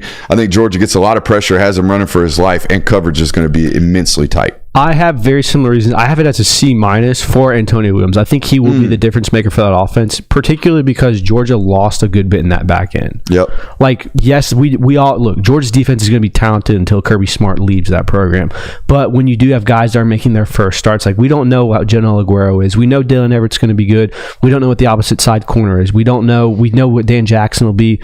Maybe KJ Bolden gets some run there. He's a true freshman. He might make a few mistakes. So I think that kind of gives Cade Klubnik that smaller advantage to make it a D, or to make it a C- from a D+. I went C-, and honestly, a lot of it has to do with not Cade Klubnik, but everything that's around him. Yep. The same reasons that you guys have spoken about, but also, like, going to the wide receiver room, talking about this player might be good, this player might be good. I don't like having that conversation going into a week 1 matchup against Georgia. Like, if we were having that conversation of this player might be good and we got Charleston Southern on the schedule, that's a great matchup to find out if that player is going to be good. But if you're leaning on a bunch of mites in this type of game, I don't like having that conversation. That would make me feel very uncomfortable as a Clemson fan. The Antonio Williams does provide a new element to this game, and that is something you're going to have to depend on, but you can't just have one answer for a defense like Georgia. Just like Georgia couldn't have just one answer against Clemson's defense, you're going to have to rely on a multitude of guys, and specifically in the run game, and if you can't get the run game going in this football game, then you're toast no matter what. I mean, that's the good news for Clemson, is that Maffa can ideally fall forward for 3 yards, but if you can't create holes for him, 3 yards is not going to move the sticks in this football game. And you're also not going to be able to fill them off your way to beating Georgia. Not historically, no. No. Like, what team has done that in the last... I feel like Najee Harris got a dub like that.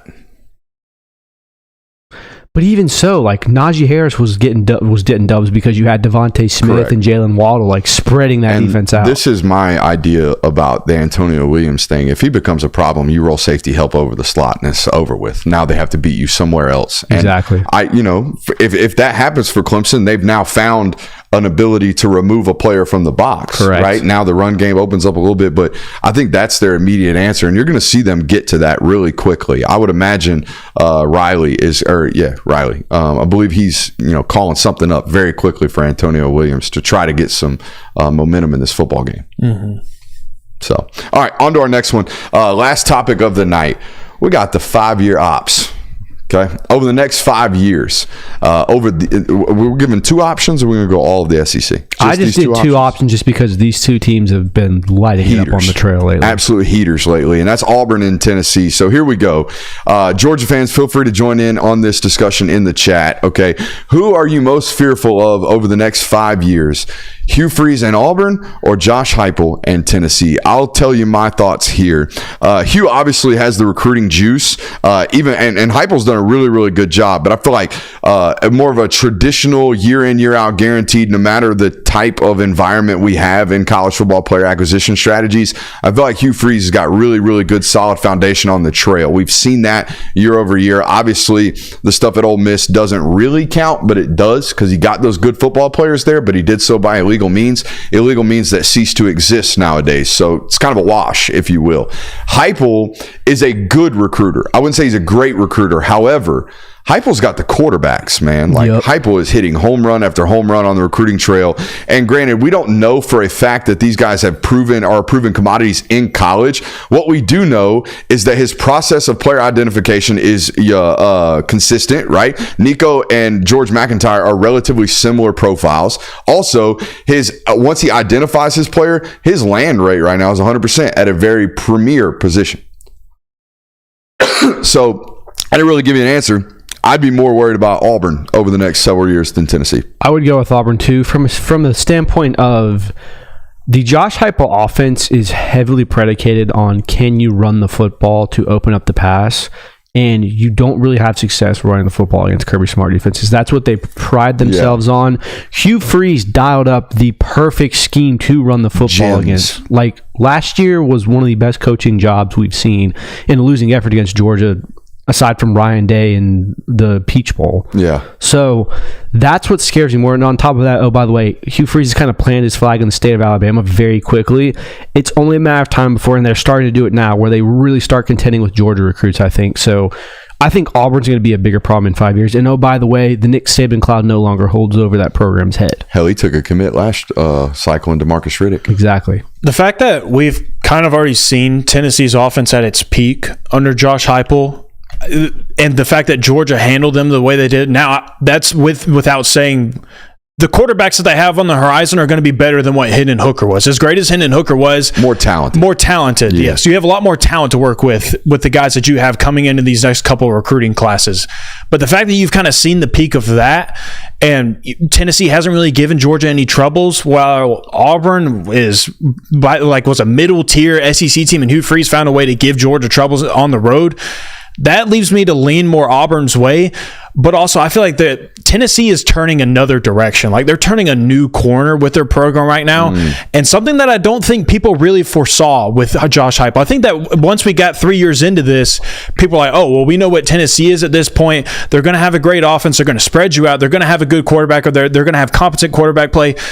But now it seems like they got something else cooking, something that people didn't really predict. It's a totally different animal if you're really good offensively, and we know you're going to put up points every year, and we know you're good at quarterbacks, and you recruit at the top 12 level versus, oh, you finna recruit at the top 6. Yeah. You about to be out here doing it like that.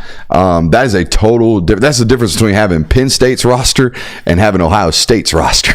That's a massive difference in caliber of talent on the field. So it's a very unique discussion for Georgia's standpoint, in the sense that it seems like there's competency coming your way. It's two rivalries that you, to be fair, really haven't had to worry about that much.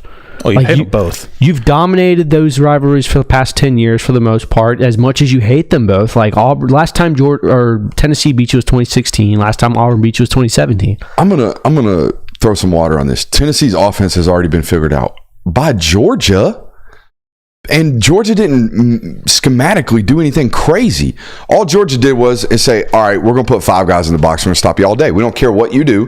We don't care if you add a 6th player in the tight end and you have the running back and a mobile quarterback. So now technically you have, 8 guys in the box that are eligible to impact the run game. And we only have 5 guys in the box. We don't give a shit. We're going to do it anyways. And until Tennessee can beat them doing that, then the offense has, it hasn't been figured out by anybody else. They had very mediocre to bad quarterback play last year and still finished in the top 3 in the SEC in rushing yards. Like, everyone knew all they were going to do is run the ball. They can't throw the ball successfully, continually, out there on the edge. So just stop the run, and teams still couldn't do that. So I don't think the Tennessee offense has been figured out, especially when they have good quarterback play. Georgia has figured them out. Nobody else can do that right now. So I don't believe that comment to be true. Yeah, I think Tennessee, in my opinion, if both schools are going to recruit the way they have and continue to recruit over the next few years like they are in 2025 right now, I think Tennessee is the more terrifying opponent. I agree. All right, that is the show for tonight. We will see you tomorrow for another fresh 2 hours. I love you. Bye. Don't forget to... thanks again to our friends over at BetUS. Appreciate you.